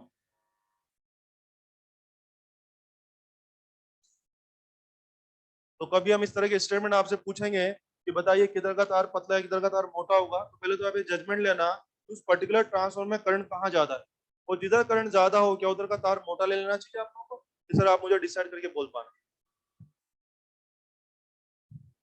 ये था फोर्थ, ये भी लॉस हो जाएगा इसके बारे में। आगे बढ़े, फिफ्थ, बढ़े आगे बढ़े। चलिए, एक होता है हमिंग, HUMMING, हमिंग। बेसिकली जब ट्रांसफार्मर को हम ऑपरेट करते हैं, यूज करते हैं, तो उसमें एक अजीब सा शोर, एक अजीब सी आवाज प्रोड्यूस होती है, नॉइस प्रोड्यूस होता है, उसको हम बोलते हैं हमिंग। ये कुछ वैसा है जैसे कि रात में ट्यूबलाइट वगैरह में एक आवाज सी आती है ना, हल्की सी, एक गूंजने गूंजने जैसी आवाज आती है, उसको हम बोलते हैं हमिंग। ट्रांसफार्मर में भी इस तरह का हमिंग आता है। आप नोटिस करो, जैसे रोड साइड पे ट्रांसफार्मर लगे हुए हैं, इलेक्ट्रिक पोल्स पे क्या लगे हुए हैं, ट्रांसफार्मर लगे ना, बड़े बड़े सेवी सिस्टम लगे होते हैं, तो उनमें आप जब अपन पास हो, अजीब सा शोर आता है उनके अंदर, उसको हम क्या बोलते हैं, हमिंग बोलते हैं। अब मुझे बताओ, वो जो हमिंग है वो भी तो एक साउंड ही तो है ना, और वो भी तो ट्रांसफार्मर से प्रोड्यूस हो रही है ना, तो क्या वो भी एनर्जी है ना एक तरह से? लेकिन वो एनर्जी का उसका कोई फायदा हो रहा है कि वो वेस्टेज है? ओबियसली अगर वो हमिंग या वो आवाज पैदा हो रही है तो उस आवाज से हमारा तो कोई फायदा नहीं हो रहा है। ऐसे थोड़ी वो आवाज सुन के एकदम बिल्कुल माइंड फ्रेश हो गया, बोले अब पढ़ाई पढ़ाई में बहुत अच्छा मन लग रहा है, बोले अभी हमिंग सुन के आया हूँ मैं तो बहुत अच्छा समझदार। आई थिंक ऐसा तो नहीं हो रहा है। तो बताओ वो हमिंग काम का है कि लॉस ही है? अल्टीमेटली एनर्जी आपकी हमिंग के फॉर्म में जा रही है, अल्टीमेटली आपको नुकसान तो हो रहा है, और हमिंग को कम करने का कोई आइडिया हमारे पास नहीं है। हमिंग तो थोड़ा बहुत होगा, अगर आपको हमिंग का इंटरनल रीजन जानना है तो वही मैं बोल सकता हूँ। बोले हमिंग हो क्यों रहा है? एक्चुअली अंदर कौन है, फेरोमैग्नेटिक मटेरियल का फ्रेम है, फेरोमैग्नेटिक मटेरियल को जब आप मैग्नेटाइज करते हैं तो उसके डाइपोल अरेंज हो जाते हैं, उस रोड की डायमेंशन थोड़ी सी बढ़ जाती है। फेरोमैग्नेटिक मटेरियल की जो रोड है ना, जब आप उसको मैग्नेटाइज करते हैं ना, उसकी साइज हल्की सी बढ़ जाती है, वो दिखती नहीं है लेकिन वो प्रिसाइज कैलकुलेशन है तो वो हल्की सी बढ़ जाती है। जब आप उसको डीमैग्नेटाइज करते हैं तो वापस साइज थोड़ी सी कम हो जाती है, फिर आप उसको मैग्नेटाइज करते हो फिर साइज थोड़ी सी बढ़ जाती है। तो जो रोड है, जो फेरोमैग्नेटिक मटेरियल का जो पीस आप मैग्नेटाइज और डीमैग्नेटाइज कर रहे हैं, वो क्या हो रहा है, मैग्नेटाइजेशन पे साइज बढ़ गई, डीमैग्नेटाइजेशन पे साइज कम हो गई, तो क्या हो रहा है, साइज बढ़ना कम होना, बढ़ना कम होना, बढ़ना कम होना। तो क्या वो जो पीस है, जो सॉफ्ट आयरन का जो पीस है, तो वो लगातार एक वाइब्रेट टाइप कर रहा है, उसका साइज बढ़ रहा है कम हो रहा है, बढ़ रहा है कम हो रहा है, तो उसके साइज बढ़ने कम होने से लगातार एक वाइब्रेशन टाइप डेवलप होता है, और उसी वाइब्रेशन से हमिंग वाली जो आवाज आती है, जो नॉइज आता है, वो प्रोड्यूस होता है। तो अगर कभी रीजन पूछा जाए कि what is the source of humming, क्यों होता है, तो उसमें आप इस तरह का जवाब दे सकते हैं, और इसको कम करने का कोई तरीका हमारे पास नहीं है। अब मुझे बताइए, मैंने पूरी लिस्ट आपके सामने बता दी, ट्रांसफार्मर में बोलो लॉसेज होते हैं कि नहीं होते हैं? एक बीमारी या पांच पांच बीमारी है, पांचवा बीमारी है, तो आप समझ ही गए होंगे आइडियल तो हो ही नहीं पाएगा। मैंने आपको पढ़ाया था आइडियल ट्रांसफार्मर में कोई भी लॉस नहीं है। अरे इतना सारा बीमारी है तो लॉस तो जरूर जरूर हो रहे हैं, और इतने सारे लॉस हो रहे हैं, आपके लेवल पे सवाल बनता है कौन सा लॉस का क्या मीनिंग है, कहाँ हो रहा है, क्यों हो रहा है, और आपने उसको मिनिमाइज करने के लिए क्या प्रिकॉशन लिया हुआ है, ये आपके लेवल पे सवाल बनता है। कर लेंगे आप लोग? चलिए ये भी हो जाएगा। कुछ विशेष बात देखिए आप लोगों ने, जितने भी जो लॉस हो रहे हैं वो अधिकतर कैसे हो रहे हैं, हीट के फॉर्म में हो रहे हैं। यस, देखो ना, ये क्या करेगा, हीट बनाएगा। ये भी क्या, ओए घनश्याम, अबे इधर देख, इधर देख बे, इधर देख, इधर देख। हाँ तेरे को बोल रहा हूँ, लपेटे में आ जाएगा बेकार में टोपी, इधर देख।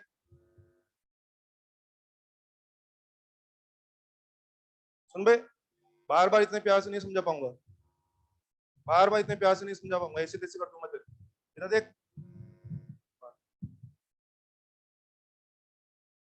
तो सुना तो नहीं आप लोगों ने?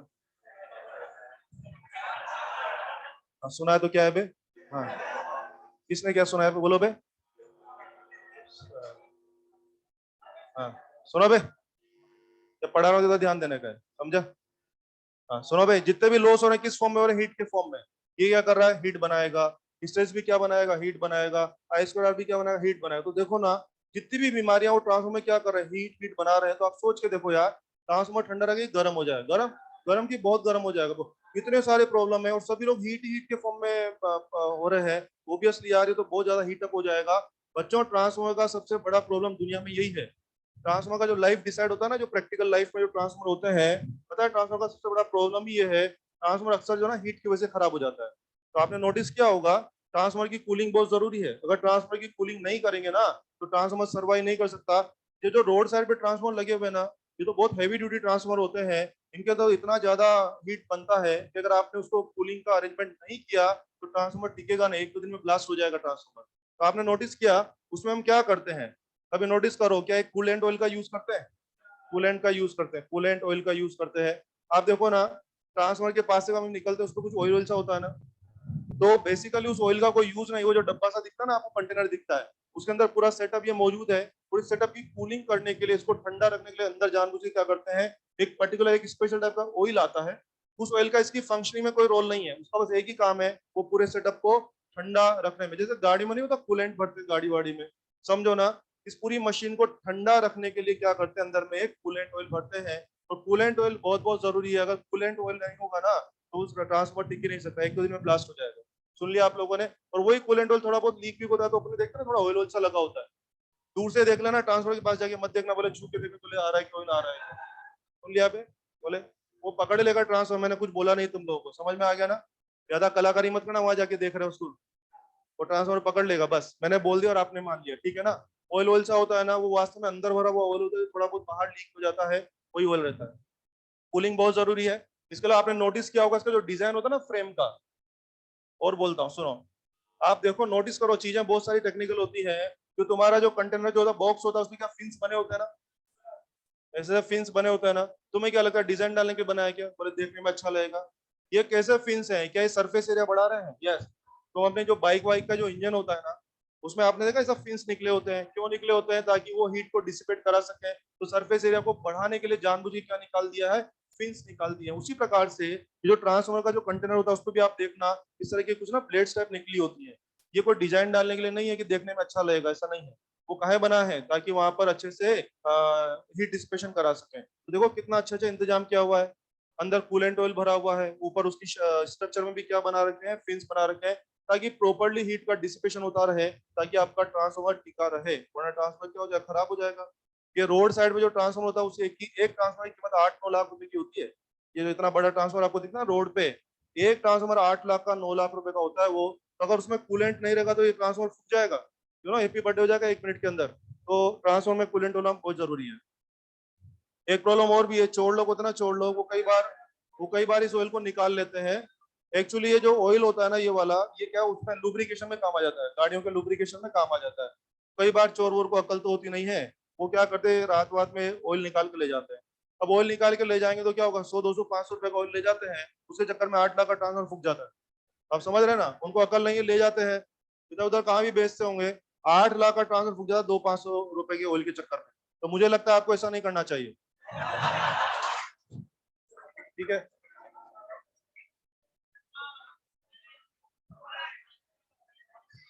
बस कुछ लोग सोच रहे हैं अभी ऑयल कौन निकालेगा, तो सीधा ट्रांसफॉर्मर चुराएंगे, अभी पता लगा 500 रुपए का ऑयल निकाल के क्या है ना, पूरा ट्रांसफॉर्मर गायब। पता लगा रोड नंबर 1 पे सारे ट्रांसफॉर्मर गायब हो गए, बोले कि बच्चों को पता लगा 8 लाख का ट्रांसफॉर्मर गायब। हाँ, अच्छा। तो क्या, सुनो, क्या तय रहा, बहुत सारे लॉसेस, तो बताइए इनपुट पावर आउटपुट पावर बराबर होगी कि नहीं होगी, नहीं होगी। और नहीं होगी तो बताइए कौन सी पावर ज्यादा रहेगी, इनपुट या आउटपुट, इनपुट, क्योंकि लॉस हो रहा है ना। अगर मान लिया 100 वाट इनपुट पावर है, 20-30 वाट इस तरह वेस्टेज हो जाएगा, तो बोलो आउटपुट में कितना मिलेगा, कम मिलेगा। तो बताइए प्रैक्टिकल ट्रांसफार्मर में आउटपुट पावर इनपुट पावर से बराबर होती है, ज्यादा होती है, कम होती है। इतना नुकसान लगा के बैठे तो ऑब्वियसली कम होगी, और अगर कम होगी तो हम आपसे परसेंटेज एफिशिएंसी कैलकुलेट करा सकते हैं। आइए, परसेंटेज एफिशिएंसी का formula, P out P in into 100, output power input power into 100। वैसे एक बात है, अगर मैं कभी बोलूंगा कि इस ट्रांसफार्मर की परसेंटेज एफिशिएंसी कैलकुलेट करिए, निश्चित रूप से जो परसेंटेज एफिशिएंसी आएगी वो 100% नहीं आएगी, क्योंकि आइडियल ट्रांसफार्मर की 100% आएगी। आइडियल ट्रांसफार्मर में दोनों पावर बराबर रहेंगी ना। तो अगर मैं आपसे एफिशिएंसी पूछ रहा हूँ तो निश्चित रूप से वो सवाल आइडियल ट्रांसफार्मर का तो नहीं होगा, आइडियल का पूछ के क्या करेंगे। तो बताइए प्रैक्टिकल ट्रांसफार्मर की एफिशिएंसी 100% आएगी या कम आएगी, निश्चित रूप से कम आई, क्योंकि आपने बोल चुके हैं कि आउटपुट पावर कम होता है और इनपुट पावर ज्यादा, कुछ लॉस हो जाता है, इसलिए आपका आउटपुट पावर कम रहेगा। तो बच्चों कभी कभी एफिशिएंसी निकालने का सवाल हो सकता है, तो अगर एफिशिएंसी निकालने का सवाल होगा तो आपको ये फॉर्मूला ऑपरेट करना है। वैसे एक बात है, अगर मैंने कभी बोला कि एक ट्रांसफार्मर की एफिशिएंसी 80% है, तो वो ट्रांसफार्मर कौन सा है, आइडियल या नॉन आइडियल। नॉन आइडियल है, और अगर नॉन आइडियल है तो उसमें वो फॉर्मूला है ना, वी और आई वाला यूज करना है कि नहीं करना, ये बात पक्की हो गई, ठीक है ना। मैंने ट्रांसफर के बारे में आपको सारी बातें बता दी हैं। अब जरा इसके ऊपर न्यूमेरिकल प्रैक्टिस करने जा रहे हैं, फाइनल फ्रेमिंग करता हूं, ध्यान दीजिए, वापस सुनना है सारा। ट्रांसफार्मर का यूटिलिटी क्या है, एसी वोल्टेज को अप या डाउन करता है, फोकट में करता है कि करंट में हिसाब करता है, डीसी पे काम नहीं करेगा, खराब हो जाएगा कि zero output, principle mutual induction, ठीक है, इनपुट इधर लगाइए आउटपुट उधर लीजिए, म्यूचुअल इंडक्शन। बढ़िया, कपलिंग की जिम्मेदारी किसको दे रखी है, सॉफ्ट एयरक्राफ्ट को दे रखा है। ओके, सारा खेल जो है वो कौन कंट्रोल कर रहा है, घेरा। यस, जिधर घेरे ज्यादा होंगे उधर वोल्टेज भी ज्यादा, सेकेंडरी में घेरे ज्यादा तो सेकेंडरी का वोल्टेज ज्यादा, प्राइमरी में घेरे ज्यादा तो प्राइमरी का वोल्टेज ज्यादा। तो जो घेरों का रेशियो होगा ना, वही तुम्हारे वोल्टेज का रेशियो हो जाएगा। इस तरह से आप लोग छोटा मोटा सवाल कर सकते हैं, ठीक है। उसके बाद मैंने बोला कि ट्रांसफार्मर में बहुत सारे तरह तरह के लॉसेज होते हैं, आपको हर लॉस का नाम, कारण, वैल्यू, कहाँ हो रहा है, क्यों हो रहा है, कम कैसे करेंगे, बढ़ाएंगे कैसे, सारा आपको आना चाहिए, वो मैंने आपको समझा दिया है। मैंने इतना सारा बोला इसके बारे में। इसके अलावा प्राइमरी साइड और सेकेंडरी साइड में किधर का तार पतला, किधर का तार मोटा, कैसे डिसीजन लेना आपको आ गया। ये सब क्वेश्चन अपनों को किताबों में मिल जाएंगे, तो ये सब आपको सीखना चाहिए, ठीक है। एक क्वेश्चन बुक्स में और भी है, एक क्वेश्चन बुक्स में ये है कि ट्रांसफार्मर की एफिशिएंसी जनरेटर वगैरह से ज्यादा होती है, क्यों, उसका कारण पता है क्या देते हैं। आई थिंक जनरेटर वगैरह में तो मूविंग पार्ट थे, इसमें कुछ मूविंग पार्ट है कि कुछ भी नहीं है। एक प्रैक्टिकल कॉमन सेंस की बात बताओ यार, अगर कोई चीज में मूविंग पार्ट होंगे तो उसमें क्या वियर एंड टियर ज्यादा होगा, मूविंग पार्ट वालों में क्या होगा, नुकसान ज्यादा होंगे, फ्रिक्शन, वियर एंड टियर। तो अल्टीमेटली हम एक स्टेटमेंट देते हैं, ट्रांसफार्मर की जो एफिशिएंसी होती है वो दूसरी मशीन लाइक जनरेटर वगैरह की तुलना में ज्यादा होती है। कारण क्या देते हैं उसका, इनमें कोई भी मूविंग पार्ट नहीं है, तो फ्रिक्शन, वियर एंड टियर वो सारी समस्याएं इसमें नहीं आएंगी। इसलिए इनकी एफिशिएंसी बाकी जो मशीन जिनमें मूविंग पार्ट होते हैं उनकी तुलना में ज्यादा होती है। तो बुक्स में क्वेश्चन अवेलेबल है कि ट्रांसफार्मर की एफिशिएंसी जनरेटर से कम होती कि ज्यादा होती है, और ज्यादा होने का रीजन पूछता है कि ज्यादा क्यों होती है। यस, इसमें कोई भी मूविंग पार्ट नहीं है, तो फ्रिक्शन वगैरह के लॉस वगैरह से लोग बच जाए। ठीक है, समझ में आ गया सबको? चलिए, ये था ट्रांसफर के बारे में सारी जानकारी। जानकारी खत्म, अब खेलेंगे। सब लोग खेलने आ जाए। लिखें, लिखें कि बल्ब, बल्ब, ओके, बल्ब के साथ लिख दीजिए, ब्रैकेट में लिख दीजिए 100 वाट एंड 110 वोल्ट। बल्ब है 100 वाट और 110 वोल्ट। ठीक है, और आगे लिख दीजिए is operated with supply, operated with supply 220 volt 0.5 ampere, 220 volt and 0.5 ampere using a transformer, using a transformer, find percentage efficiency, find percentage efficiency of transformer. मैं इसका डायग्राम बनाना चाहूंगा, परसेंटेज एफिशिएंसी ऑफ ट्रांसफॉर्मर। इधर आए पहले तो, सबसे पहले तो आप ये खुद फील करें कि हमें ट्रांसफॉर्मर की जरूरत क्यों पड़ रही है। शायद कुछ क्लिक हो रहा है, ट्रांसफॉर्मर की जरूरत क्यों पड़ रही है। यस, सप्लाई कितना है 220 वोल्ट, और आपका बल्ब को कितना चाहिए 110 वोल्ट। कुछ चमका, 220 वोल्ट अगर डायरेक्ट लगा दे तो खराब हो जाएगा ना बल्ब, रहेगा कि धुआं निकल जाएगा। तो कुछ चमका। मेरे को क्या आवश्यकता है कि कोई मशीन हो जो 220 वोल्ट को 110 में कन्वर्ट कर दे। वो कौन है आपके पास? ट्रांसफॉर्मर। तो मैं इसका सर्किट भी बनाऊंगा जस्ट विजुअलाइजेशन देने के लिए। सुने, ये बच्चों आपका ट्रांसफॉर्मर हो गया, ये आपका प्राइमरी हो गया, और ये आपका सेकेंडरी हो गया। दिख रहा है? मुझे गाइड करिए, मैं अपना सप्लाई कहाँ लगाऊं, प्राइमरी की सेकेंडरी? सप्लाई कहाँ लगाएं और बल्ब कहाँ लगाएं?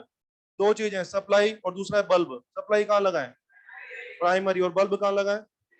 कॉमन सेंस की बात है। तो मैं सप्लाई को कहाँ लगा रहा हूँ? प्राइमरी, यानी कि क्या हो गया 220 वोल्ट एंड 0.5 एम्पियर। और बल्ब को मैं कहाँ लगा दिया? मैंने सेकेंडरी पे लगा दिया। सही बात है ना? ये आपको 220 को 110 में बदल देगा। तो अगर सेकेंडरी पे 110 मिल रहा, रिड्यूस हो रहा है, तो बल्ब पे जब आप 110 लगाएंगे तो क्या बढ़िया काम कर जाएगा? यस।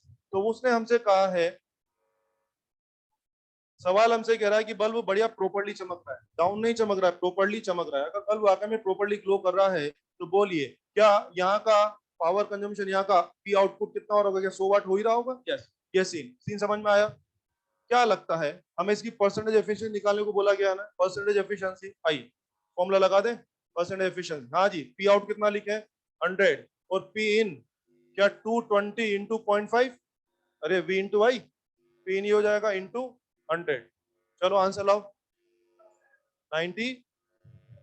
हाँ शाबाश, डिवाइड करें, क्या डिटर 1000/11। अच्छा, बहुत बढ़िया। सोल्व कर बे घनश्याम, तेरी ऐसी की तैसी, सोल्व कर। हाँ, कुछ लोगों को डिवीजन करने में भी दिक्कत आएगी, कुछ डेटा ऐसा फंस रहा है, कुछ का 99 आ रहा होगा। डिवाइड करो बे, कष्ट होगा तब भी, कष्ट होगा तब भी करना है। बोल फिर कितना आ रहा है तेरा? कितना आ रहा है तेरा? बोल। 90। अच्छा, 99.8 आ रहा है ना? मुझे पता था डिवीजन में दिक्कत आएगी, तेरे को डिवीजन सीखने की जरूरत है, तेरे को छोटी क्लास में जाके डिवीजन सीखने की जरूरत है। चेक कर बे घनश्याम, 89 कहाँ पे? तेरी ऐसी तैसी कुछ भी। डॉक्टर बनने जा रहे हैं, डिवाइड करना नहीं आ रहा है। 98 किसका आ रहा है? जिन लोगों का 98 आ रहा है उनको डिवीजन सीखने की जरूरत है। आप छोटी क्लास में जाकर के डिवीजन सीख लो पहले। क्या आ रहा है? 90.9, अप्रोक्स 91% बोल दीजिए आप। कुछ लोग ये जीरो गायब करके 99% पे पहुंच रहे होंगे। चलिए, तो बताइए इस ट्रांसफॉर्मर का एफिशिएंसी कितना आ गया? लगभग 91%। ये हमारा आंसर है। अपने एग्जाम का क्वेश्चन है, मुझे बता सकते हैं आप लोग ये ट्रांसफॉर्मर कौन सा है, आइडियल की नॉन आइडियल? ऑब्वियसली यार, अगर आइडियल होता तो ना तो मैं एफिशिएंसी पूछता, अगर मैं पूछ भी लेता तो आप सीधा 100% बोलो ना, फिर काम भी क्यों करेंगे? अरे ये आइडियल नहीं था इसीलिए तो हम लोग को एफिशिएंसी निकालनी पड़ रही है ना। और मैं कह दूं आइडियल है, फिर क्यों तो पूछेंगे और क्यों तो निकालेंगे, वो तो 100% होना है। यानी ये कौन सा है? प्रैक्टिकल ट्रांसफॉर्मर है, ये नॉन आइडियल ट्रांसफॉर्मर। हाँ, ऑफ कोर्स स्टेप डाउन ही रहेगा। 220 को 110 में बदला है, 220 को 110 में बदला है, स्टेप अप है कि स्टेप डाउन है? पूछ सकते हैं। बोलिए किधर के घेरे ज्यादा है, प्राइमरी की सेकेंडरी के? प्राइमरी के घेरे ज्यादा है, वेरी गुड, प्राइमरी के घेरे ज्यादा है। क्या वोल्टेज को कम करके दे रहा है? क्या करंट बढ़ा के दे रहा होगा? करंट बढ़ा के, करंट वोल्टेज जस्ट आधा किया है, या करंट जस्ट डबल कर दिया होगा? करंट जस्ट डबल होगा कि नहीं होगा? नहीं होगा। करंट जस्ट डबल होगा कि नहीं होगा? बच्चों करंट बढ़ेगा, ये सही, करंट बढ़ेगा, लेकिन जस्ट डबल नहीं होगा। वो कब हो पाता? जब मामला आइडियल का होता। और ये मामला आइडियल है कि नॉन आइडियल है? Very good. बताइए सेकंडरी में टर्न प्राइमरी से ज्यादा है कम? कम है। बोलिए किधर का तार मोटा है, प्राइमरी या सेकंडरी? सेकंडरी, क्योंकि सेकंडरी का वोल्टेज कम है, तो क्या सेकंडरी का करंट ज्यादा है? और जिधर का करंट ज्यादा उसका तार मोटा रहेगा। कुछ भी सवाल बनाएंगे, हमारी इच्छा होगी जो पूछेंगे। इतना सारा बोल रहा हूँ, पिछले 1 घंटे से ट्रांसफर के बारे में बोल रहा हूँ, कुछ भी पूछा जा सकता है। संभाल लोगे बे? अगला सवाल।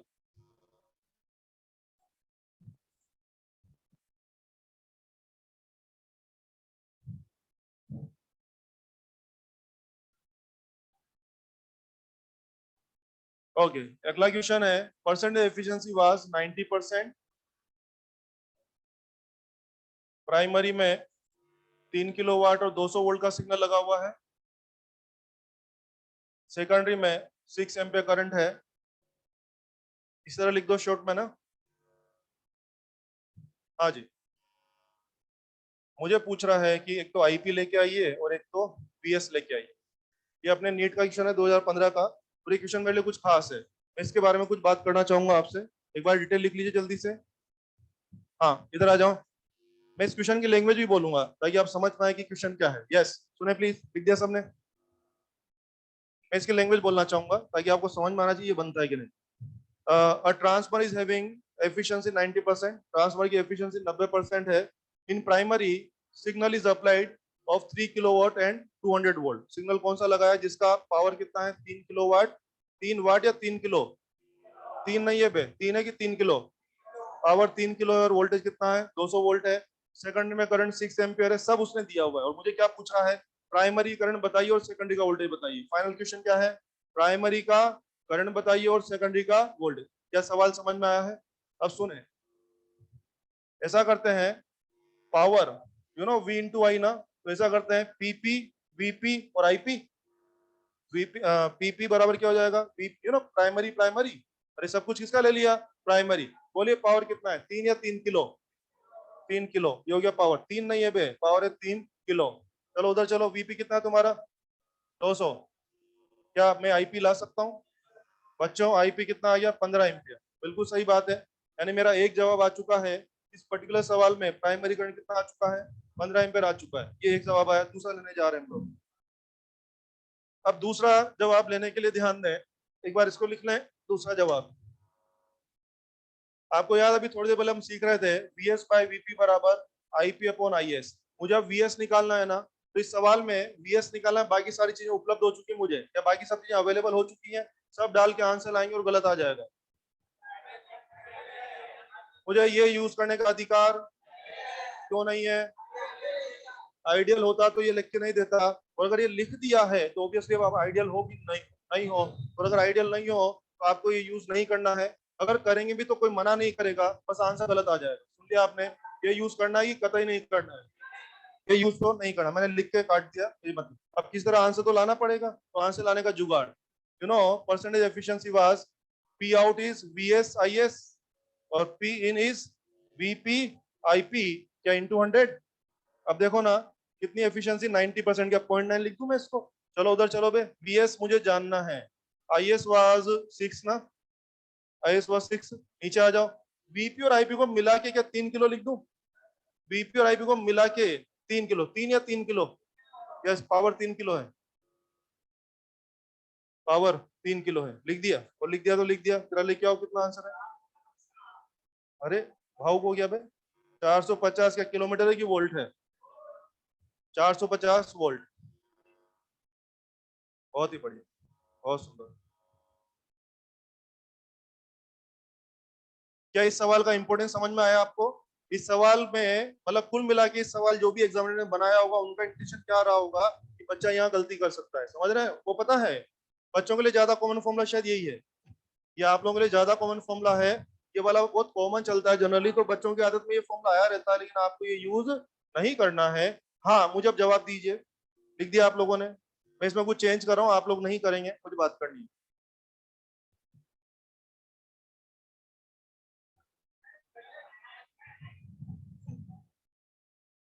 हम्म। मान लीजिए पूरा सवाल ये होता, आप लोग मत करना, ये लाइन नहीं है, क्या मैं ये लगा सकता था? मैं ये जरूर लगा सकता था और आंसर बिल्कुल सही आ जाता। बहुत अच्छा समझ रहे हैं आप लोग, ये हो जाए। चलिए, इस तरह से मैंने ट्रांसफॉर्मर के बारे में सारी जानकारी आपको बता दी है। मैं फिर कहूंगा, ट्रांसफॉर्मर अपने एग्जाम के लिए बहुत बहुत बहुत इंपॉर्टेंट है। हर 1-2 साल में इसका सवाल जरूर आता है, मतलब ट्रांसफॉर्मर का सवाल हम अक्सर देखते रहते हैं, या तो थ्योरेटिकल क्वेश्चन आएगा या फिर क्या होगा, इस तरह के न्यूमेरिकल आएंगे। कर लेंगे ना आप लोग? चलिए, एक छोटा सा टर्म और भी है। हमसे पूछ रहे हैं कि ट्रांसफार्मर का एप्लीकेशन क्या है। एप्लीकेशन क्या है? वोल्टेज को अप या डाउन करेगा। ये तो है ही है, लेकिन एक विशेष बात मुझे आपसे करनी है। एक विशेष केस है जिसके ऊपर सवाल बनता है, that is long distance power transmission. एक कहानी सुनाता हूँ, सुने।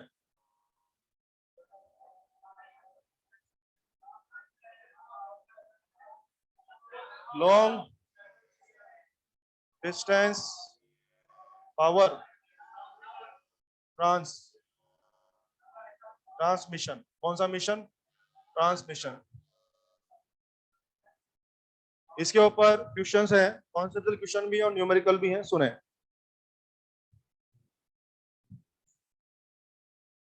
जैसे मान लीजिए अपने इंडिया की बात करते हैं, इंडिया में जहाँ भी पावर प्लांट होते हैं, जैसे मान लीजिए कोटा की बात करते हैं, कोटा में थर्मल पावर प्लांट है, वो दिखता है जो केटीपीएस।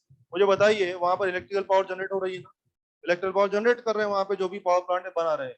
वहां पर जो इलेक्ट्रिकल पावर का जो जनरेशन हो रहा है, वो कोटा में तो कंज्यूम हो रही है, लेकिन कोटा के आसपास जो भी विलेजेस, टाउन या जो भी सिटीज है ना, वहां पर भी उस पावर को भेजा जा रहा है। ये थोड़ी कि हर गांव में या हर शहर में पावर प्लांट लगाएंगे, इससे तो नहीं होगा। तो एक पावर प्लांट में जो भी प्रोडक्शन होता है ना, उसको आसपास में बहुत सारे 200-500 किलोमीटर तक उसको भेजा जाता है, ताकि लोगों को उसका एडवांटेज या फायदा मिले। तो जरा सोचिए, मान लीजिए कोटा में पावर जनरेशन हो रहा है, और कोटा की जो पावर है मान लीजिए जयपुर भेज रहे हैं।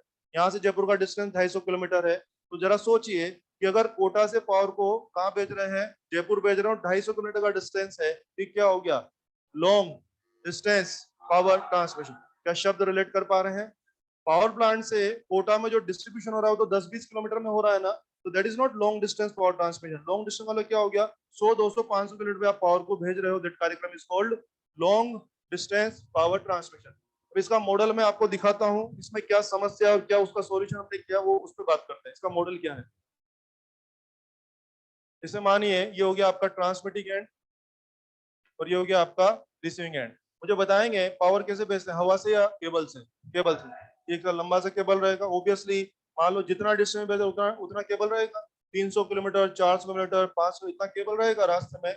आपने कभी नोटिस किया, अपन लोग जब ट्रेवल करते हैं तो रास्ते में वो बड़े एकदम राक्षस जैसे वो आते हैं ना, पिलर्स आते हैं, तो ऐसे दिखते हैं ना कुछ, वो ऐसा ऐसा बोल के, याद है? कुछ ऐसा ऐसा बोल के याद है? उनके बीच में पूरा एक नेटवर्क बना होता है ना, देखते हैं ना हम लोग, इसे बड़े बड़े एकदम रावण जैसे पिलर्स होते हैं, उनपे वो केबल लगा होता है। पूरे इंडिया के अंदर इस तरह का नेटवर्क बना हुआ है। पूरे इंडिया के अंदर इस तरह का नेटवर्क बना हुआ है। एक कंपनी पावर ग्रिड, वो इस नेटवर्क को ऑपरेट करता है।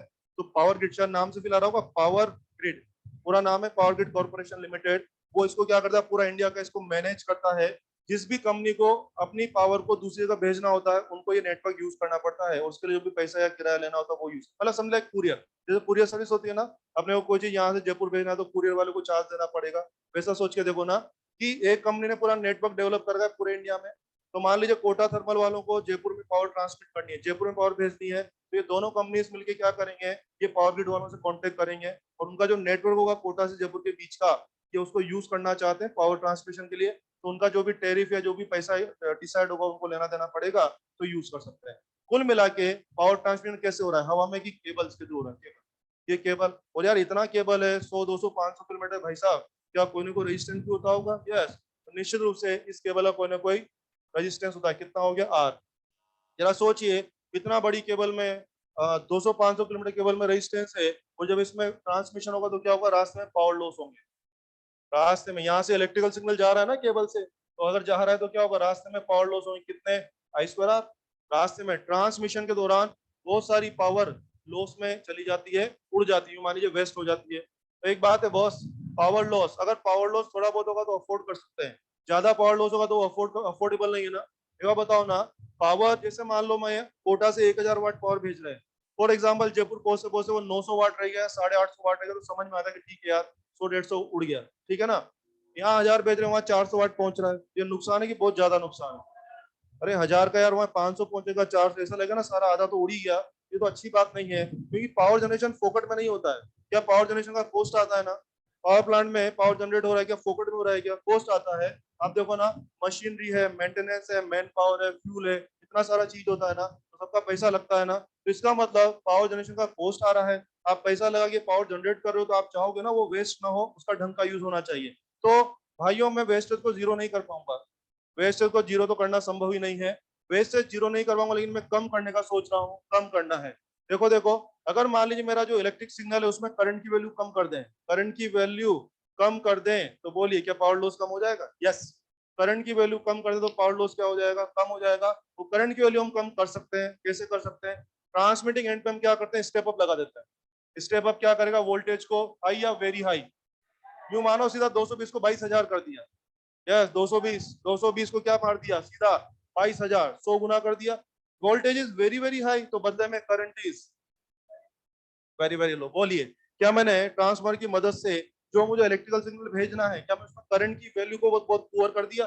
मैंने करंट की वैल्यू को जानबूझ करके इंटेंशनली बहुत पुअर कर दिया। Now this poor current signal, this very small current signal is moving to this cable. तो बोलिए, रास्ते में जो आई स्क्वायर आर लॉस है, आई तेने बहुत कम कर दिया, तो आई स्क्वायर आर लॉस क्या कम हो जाएंगे? यस। तो एक कॉमन क्वेश्चन अपनी किताबों में अवेलेबल है कि लॉन्ग डिस्टेंस पावर ट्रांसमिशन में लॉसेस को कम करने के लिए क्या करना है, मतलब किस पे भेजते हैं। ऑप्शन बोलता है high voltage high current, low voltage low current. मुझे लगता है हाई वोल्टेज लो करंट, मुझे लगता है हाई वोल्टेज लो करंट। एक तो ये जवाब हो गया, ठीक है, ये तय हो गया है। आप चाहते उसको रट भी सकते हैं, मैंने लॉजिक बता दिया है। सिग्नल ट्रांसमिशन किस पे करते हैं, हाई वोल्टेज और लो करंट। काहे काहे to reduce the power losses, to reduce the power loss. ये बात तय हो गई है। बनाओ बे मॉडल, बनाओ ये और लिखो। ये मॉडल बना के एक लाइन डाल दो ना कि transmission is done eight, transmission is done at high voltage and low current, high voltage small current to reduce power losses, to reduce power losses।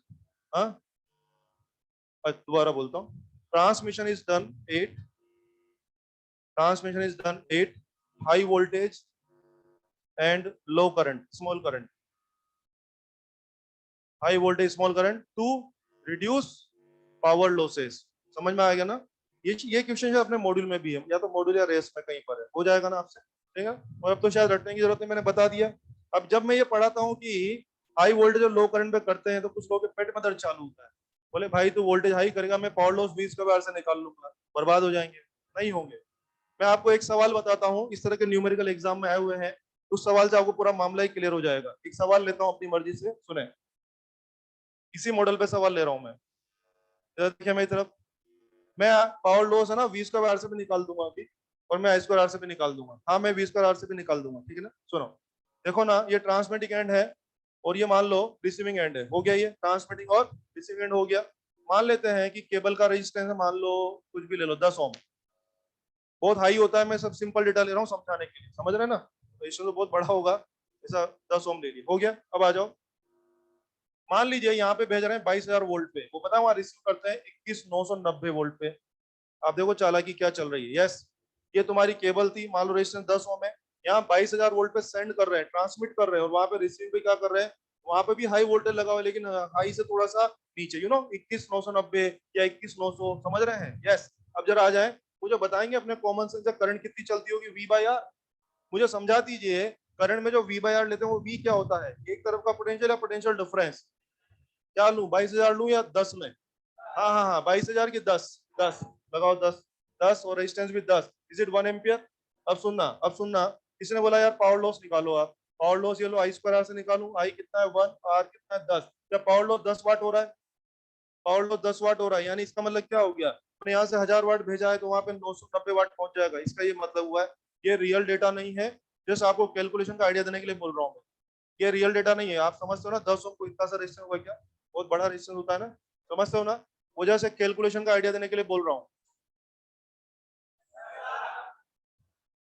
किसी ने बोला भाई ऐसा कर, वी स्क्वायर बाय आर से वो निकालो, वी स्क्वायर बाय आर, हाँ वी लिखना चाह रहा हूँ, वी क्या होगा 22,000, 21,990 या 10, क्योंकि आपको क्या चाहिए, पोटेंशियल या पोटेंशियल डिफरेंस।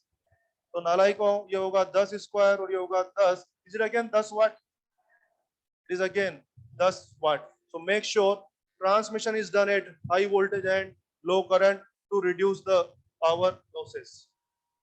इस तरह के न्यूमेरिकल अपने नीट में आ चुके हैं, इस तरह के क्वेश्चन 2-3 बार अपने नीट में आ चुके हैं, संभाल लेना आप ये सब।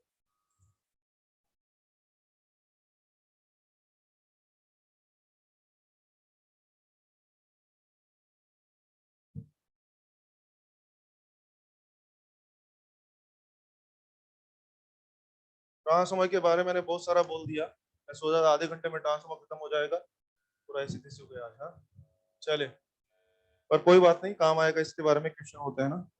चलिए ये सब खत्म, it's all about transformer, it's all about EMI. Next is AC की तैसी, तो गेट रेडी फॉर एसी की तैसी, एसी की तैसी करने के लिए तैयार हो जाए।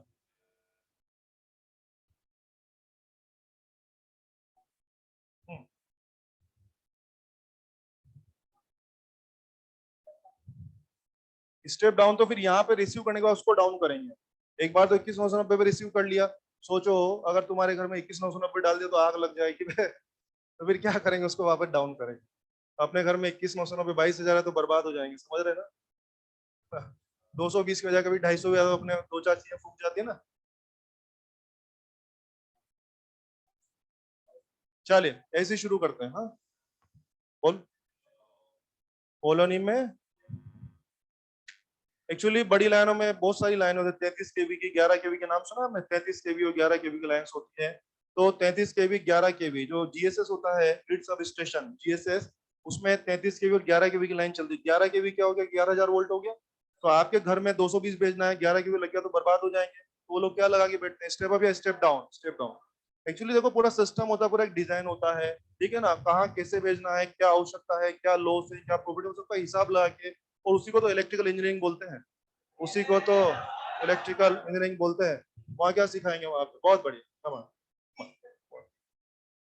चलो बे, प्लीज प्लीज सुने, टाइम चला गया, सुने सुने प्लीज। स्टेबलाइजर, स्टेबलाइजर के अंदर भी ट्रांसफॉर्मर ही होता है, आपने सुना स्टेबलाइजर, स्टेबलाइजर के अंदर भी एक ट्रांसफॉर्मर होता है और सर्किट भी होता है, लेकिन एक ट्रांसफॉर्मर भी वहां पे होता है, ठीक है। चलिए ध्यान दीजिए, एसी के बारे में पढ़ने जा रहे हैं, वापस से बेसिक सारा बोलूंगा, ध्यान दीजिए। यस, इलेक्ट्रिसिटी, इलेक्ट्रिकल सिग्नल दो प्रकार का होता है, pure AC and pure DC. आप अपनी पुरानी नॉलेज से जानते हैं, इसको आप प्योर डीसी बोलते हैं और इसको आप प्योर एसी बोलते हैं। ये तो आपकी पुरानी नॉलेज है, पुरानी नॉलेज को साइड में रखें, मुझे आपको सारी बातें दोबारा सिखानी है। आओ करेक्टरिस्टिक तय करें हम लोग। यस, इसके बारे में, किसी भी सिग्नल को प्योर डीसी बोलने के लिए दो क्वालिटी होनी चाहिए। पहला, दैट शुड बी यूनिडायरेक्शनल। दूसरा, फ्लक्चुएटिंग या कांस्टेंट। आज के बाद अगर कोई सिग्नल में ये दो क्वालिटी आ गई, कौन कौन सी, यूनिडायरेक्शनल एंड कांस्टेंट, मैं उसको प्योर डीसी नाम दूंगा, अभी लिखवाने वाला हूं आपको, ठीक है। बच्चों एसी में मुझे दो नहीं तीन क्वालिटी चाहिए। तीन क्वालिटी क्या, पहली बात बाई डायरेक्शनल, दूसरी बात क्या पीरियोडिक, पीरियोडिक होना चाहिए, और तीसरी बात क्या पॉजिटिव पीक बराबर नेगेटिव पीक। जहां जहां पर ये तीनों बातें हो जाएगी, हम क्या बोलने वाले हैं, इसको प्योर एसी बोलने वाले हैं। तो लिखते हैं एक बार, फिर काम शुरू करेंगे। इस तरह लिखेंगे आप लोग, इलेक्ट्रिक सिग्नल प्योर डीसी, और यहाँ लिखे प्योर एसी, ब्रैकेट में वो क्वालिटीज लिखे जो मेरे को चाहिए। प्योर डीसी में लिखे हैं, प्योर डीसी में लिखेंगे यूनिडायरेक्शनल एंड कांस्टेंट,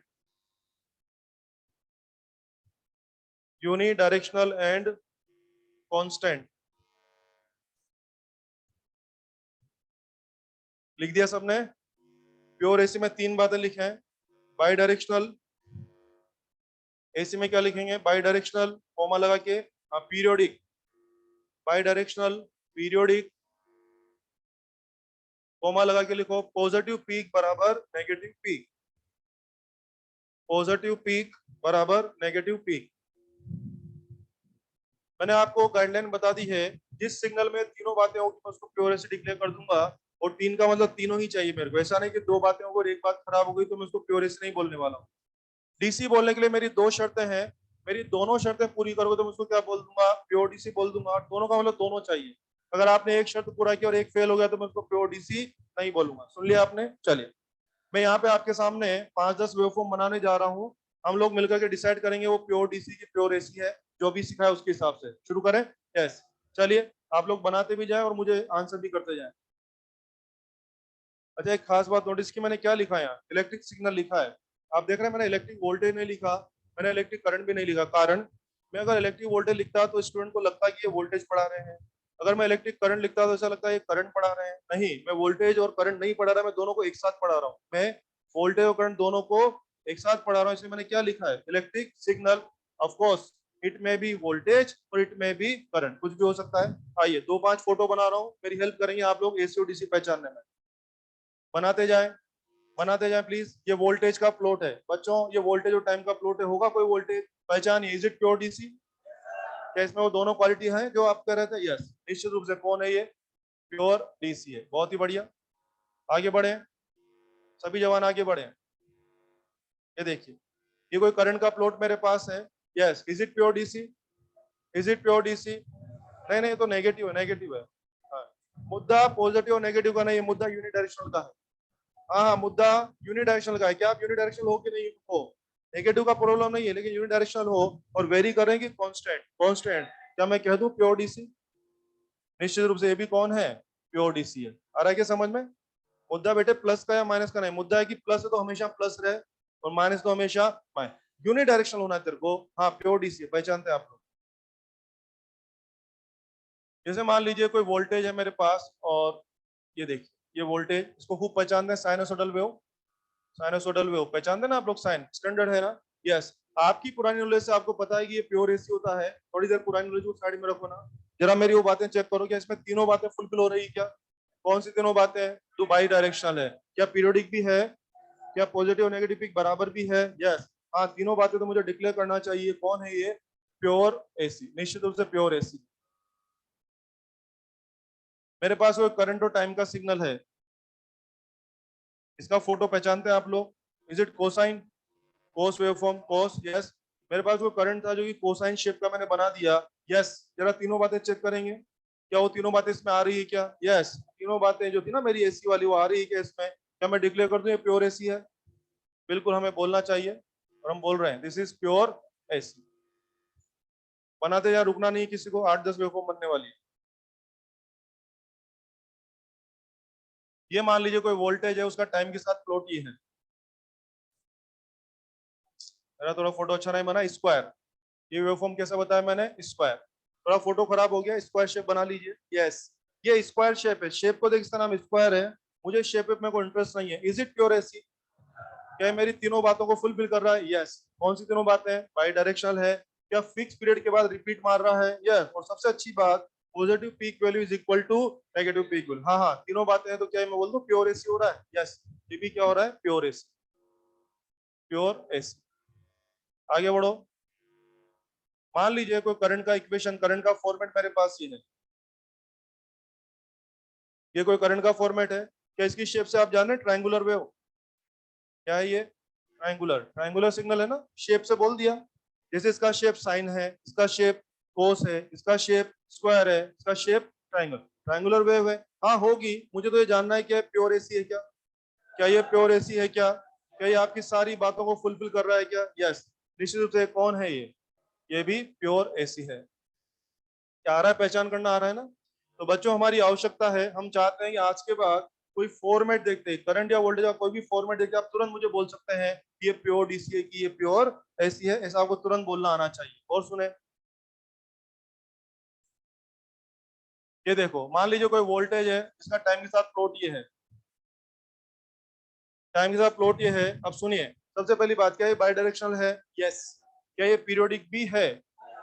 लेकिन शायद पीक बराबर नहीं। प्योर एसी बोलना है क्या? प्योर एसी, मेरे को तीनों चीजें ला के दोगे तो प्योर प्योर एसी बोलना है क्या? तो ये प्योर एसी नहीं है और ये प्योर डीसी भी नहीं है। इसका मतलब ये ना एसी है ना ये वैसी है, फिर ये कैसी है? क्या बोल रहे हैं, देसी है। यस। जो ना एसी होगी, जो ना वैसी होगी, वो कैसी होगी? यस। या तो एसी होगी या तो वैसी होगी। वो जो ना एसी होगी ना वैसी होगी, वो कैसी होगी? सोच के देखो कैसी होगी। क्या वो देसी होगी? क्या बोल दो, दोनों के जैसी होगी? Yes, that will be combo of AC and वैसी। हाँ, बहुत बढ़िया। सुनो बे, सुनो, ये सारे भोजपुरी लोग सुनो। हाँ जी, करंट टाइम का अगला प्लॉट। यस, जरा देखना, ये बाई डायरेक्शनल है कि यूनि डायरेक्शनल? पॉजिटिव बैठा है बे, नीचे जा रहा है क्या घनश्याम लोग? अबे घनश्याम, ऊपर है नीचे है? क्या ऊपर ही ऊपर बना हुआ ना बे? बाई डायरेक्शनल है कि unidirectional? Unidirectional. DC की एक क्वालिटी इसमें है, मगर वो फ्लैट वाली क्वालिटी, फिर समस्या आ गई। प्योर डीसी है क्या ये? और प्योर एसी भी नहीं है। फिर वही बात है, ये ना एसी है ना ये वैसी है, फिर ये कैसी है? ये देसी है। हाँ, बहुत बढ़िया। मैं देख रहा हूँ कुछ बच्चे एकदम मंद मंद मुस्कुरा रहे हैं एकदम ना। हाँ, कुछ लोगों के भविष्य में चल रहा है, बोले कि पता नहीं है ऐसी होगी कि वैसी होगी। चलिए, तो तय हो गया है। इसका मतलब हम क्या सीख रहे हैं, सुने अच्छे से। आज के बाद वेवफॉर्म देख के आप पहचान सकते हैं, या तो आपका सिग्नल प्योर डीसी होगा या प्योर एसी होगा। और बच्चों, आपके नियमों के हिसाब से जो प्योर एसी या प्योर डीसी नहीं होगा ना, तीसरा टाइप तो होता नहीं है, वो निश्चित रूप से दोनों का कॉम्बिनेशन, दोनों का मिक्सचर होगा। इसलिए मैं उसको बोल रहा हूँ एसी प्लस डीसी, और एसी प्लस डीसी मैंने बोल दिया। और सुने, इसमें एक कॉन्फ्लिक्ट आता है यहाँ पे। देखो ना, मैंने प्योर एसी और प्योर डीसी के बारे में इतनी शर्तें बोली। अगर हम एसी और डीसी की शर्तों पे ध्यान दें, प्योर एसी नहीं बोल रहा हूँ, प्योर एसी प्योर डीसी की ये शर्तें हैं। और एसी और डीसी की मोटी मोटी दो शर्तें हैं। कोई भी बाई डायरेक्शनल सिग्नल को आप एसी बोल सकते हैं, कोई भी बाई डायरेक्शनल को एसी, और कोई भी यूनिडायरेक्शनल सिग्नल को आप डीसी बोल सकते हैं। प्योर डीसी नहीं बोलना, यूनिडायरेक्शनल सिग्नल को आप डीसी बोल सकते हैं। प्योर डीसी तो बोलने के लिए इतना कुछ चाहिए। सुन लिया आपने? अब आंसर दीजिए, सुन लिया तो। ये सब सवाल है किताब में, इसलिए बोलना पड़ेगा, ठीक है। एक शब्द होता है प्योर एसी, एक शब्द होता है एसी। एक शब्द होता है प्योर डीसी और एक शब्द होता है डीसी। प्योर प्योर के लिए इतनी सारी शर्तें हैं। एसी और डीसी की एकमात्र शर्त है by directional AC, unidirectional DC. Help कर दो, this one is pure AC है क्या?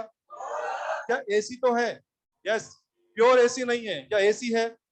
यस, ये सीखना है आपको, ये प्योर एसी नहीं है बच्चे, लेकिन ये बाई डायरेक्शनल है तो हम क्या बोलेंगे, एसी है। मुझे लिखना चाहिए, प्योर एसी नहीं है मगर इसको एसी बोल सकते हैं,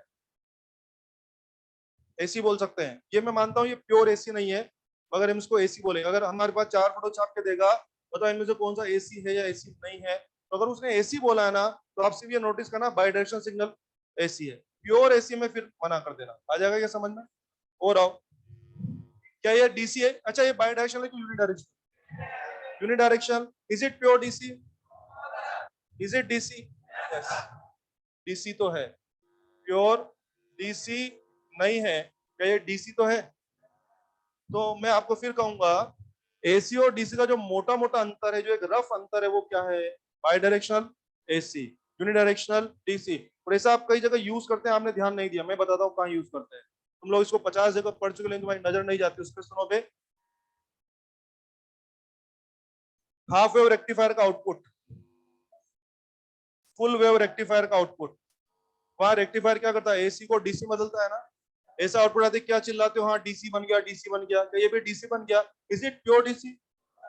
प्योर डीसी या यूनिडायरेक्शनल? यूनिडायरेक्शनल। क्या डीसी बोल दिया आपने इसको? लेकिन ये प्योर डीसी है कि नहीं है? Again this is unidirectional signal, pure DC तो नहीं है। क्या डीसी बोलने का अधिकार है ना? यस। और आप बोलते हो, आप ही तो कहते हो रेक्टिफायर है, हमको डीसी बना के दे दिया। और अगर ये प्योर डीसी नहीं है, आप कह रहे हो डीसी है, प्योर डीसी नहीं, इसका मतलब क्या हो गया कि इसके अंदर फ्लक्चुएशन है, यानी इसमें एसी कंपोनेंट मिला हुआ है।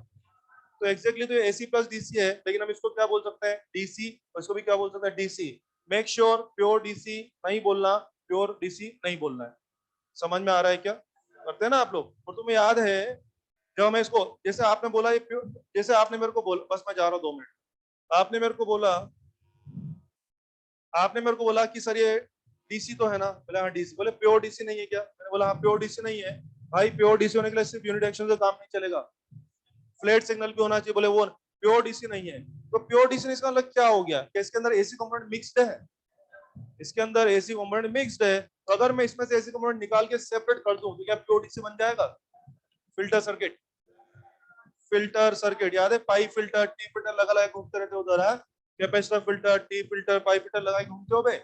उसमें क्या करते हो, जैसे जैसे इसमें से एसी कंपोनेंट निकाल के फेंक दोगे, क्या प्योर प्योर प्योर डीसी होता जाएगा? अगर आप पूरा 100% एसी इसमें निकाल के फेंक दिया तो क्या प्योर डीसी बन जाएगा? यस।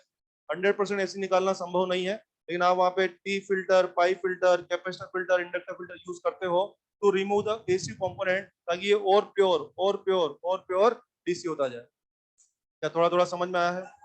जो लोग दुकान बंद कर रहे हो भी ध्यान दें, मैं भी क्लास से गया नहीं, ध्यान दें। मैं आपको बता रहा था एसी के बारे में बात करनी है। आप देखिए मैंने यहाँ पर एसी के बारे में 4 फोटो बनाए, ठीक है? 4 फोटो बनाए तो ऐसा मत समझना कि एसी सिग्नल के 4 ही होते हैं, क्या एसी सिग्नल बहुत सारे होते हैं, 100 200 500 होते हैं, अलग अलग शेप के बहुत सारे सिग्नल होते हैं और हो सकते हैं, ठीक है? मगर मगर एसी को हम ब्रॉडली 2 कैटेगरी में बांटते हैं, एक होता है फंडामेंटल एसी और एक होता है कॉम्प्लेक्स एसी। फंडामेंटल एसी में सिर्फ 2 ही नाम चलते हैं, इनको बोलते हैं फंडामेंटल। कौन सा मेंटल? Fundamental AC. और इन दो के अलावा sine cos are fundamental AC, और इन दो के अलावा जितने भी सैकड़ों हैं सब कुछ कौन है? These all are complex AC. सुन लिया नालायकों ने? फंडामेंटल में सैकड़ों एसी है, फंडामेंटल एसी में सिर्फ 2 ही नाम है, साइन एंड कोस, तीसरा चॉइस भी नहीं है, नहीं है। और बाकी जितने भी हैं चाहे वो किसी भी शेप का हो, बाकी वो सब कौन से हैं? वो है कॉम्प्लेक्स एसी सिग्नल। और क्योंकि हमारे चैप्टर में हमें एसी सिग्नल्स के बारे में पढ़ना है तो आपके तो मजे हैं, आपके सिलेबस में केवल फंडामेंटल एसी है तो आप तो मजे करो। आपको एसी के नाम पे किस में डील करना है? साइन या कोस में। आपको एसी के नाम पे दूसरे सिग्नल इस पर डील नहीं करना है। आपके लिए तो चैप्टर बहुत आसान हो जाएगा, क्योंकि आपको सिर्फ और सिर्फ साइन और कोस में डील करना है। अगले लेक्चर में शुरू करूंगा फंडामेंटल एसी सिग्नल के बारे में। धन्यवाद, थैंक यू।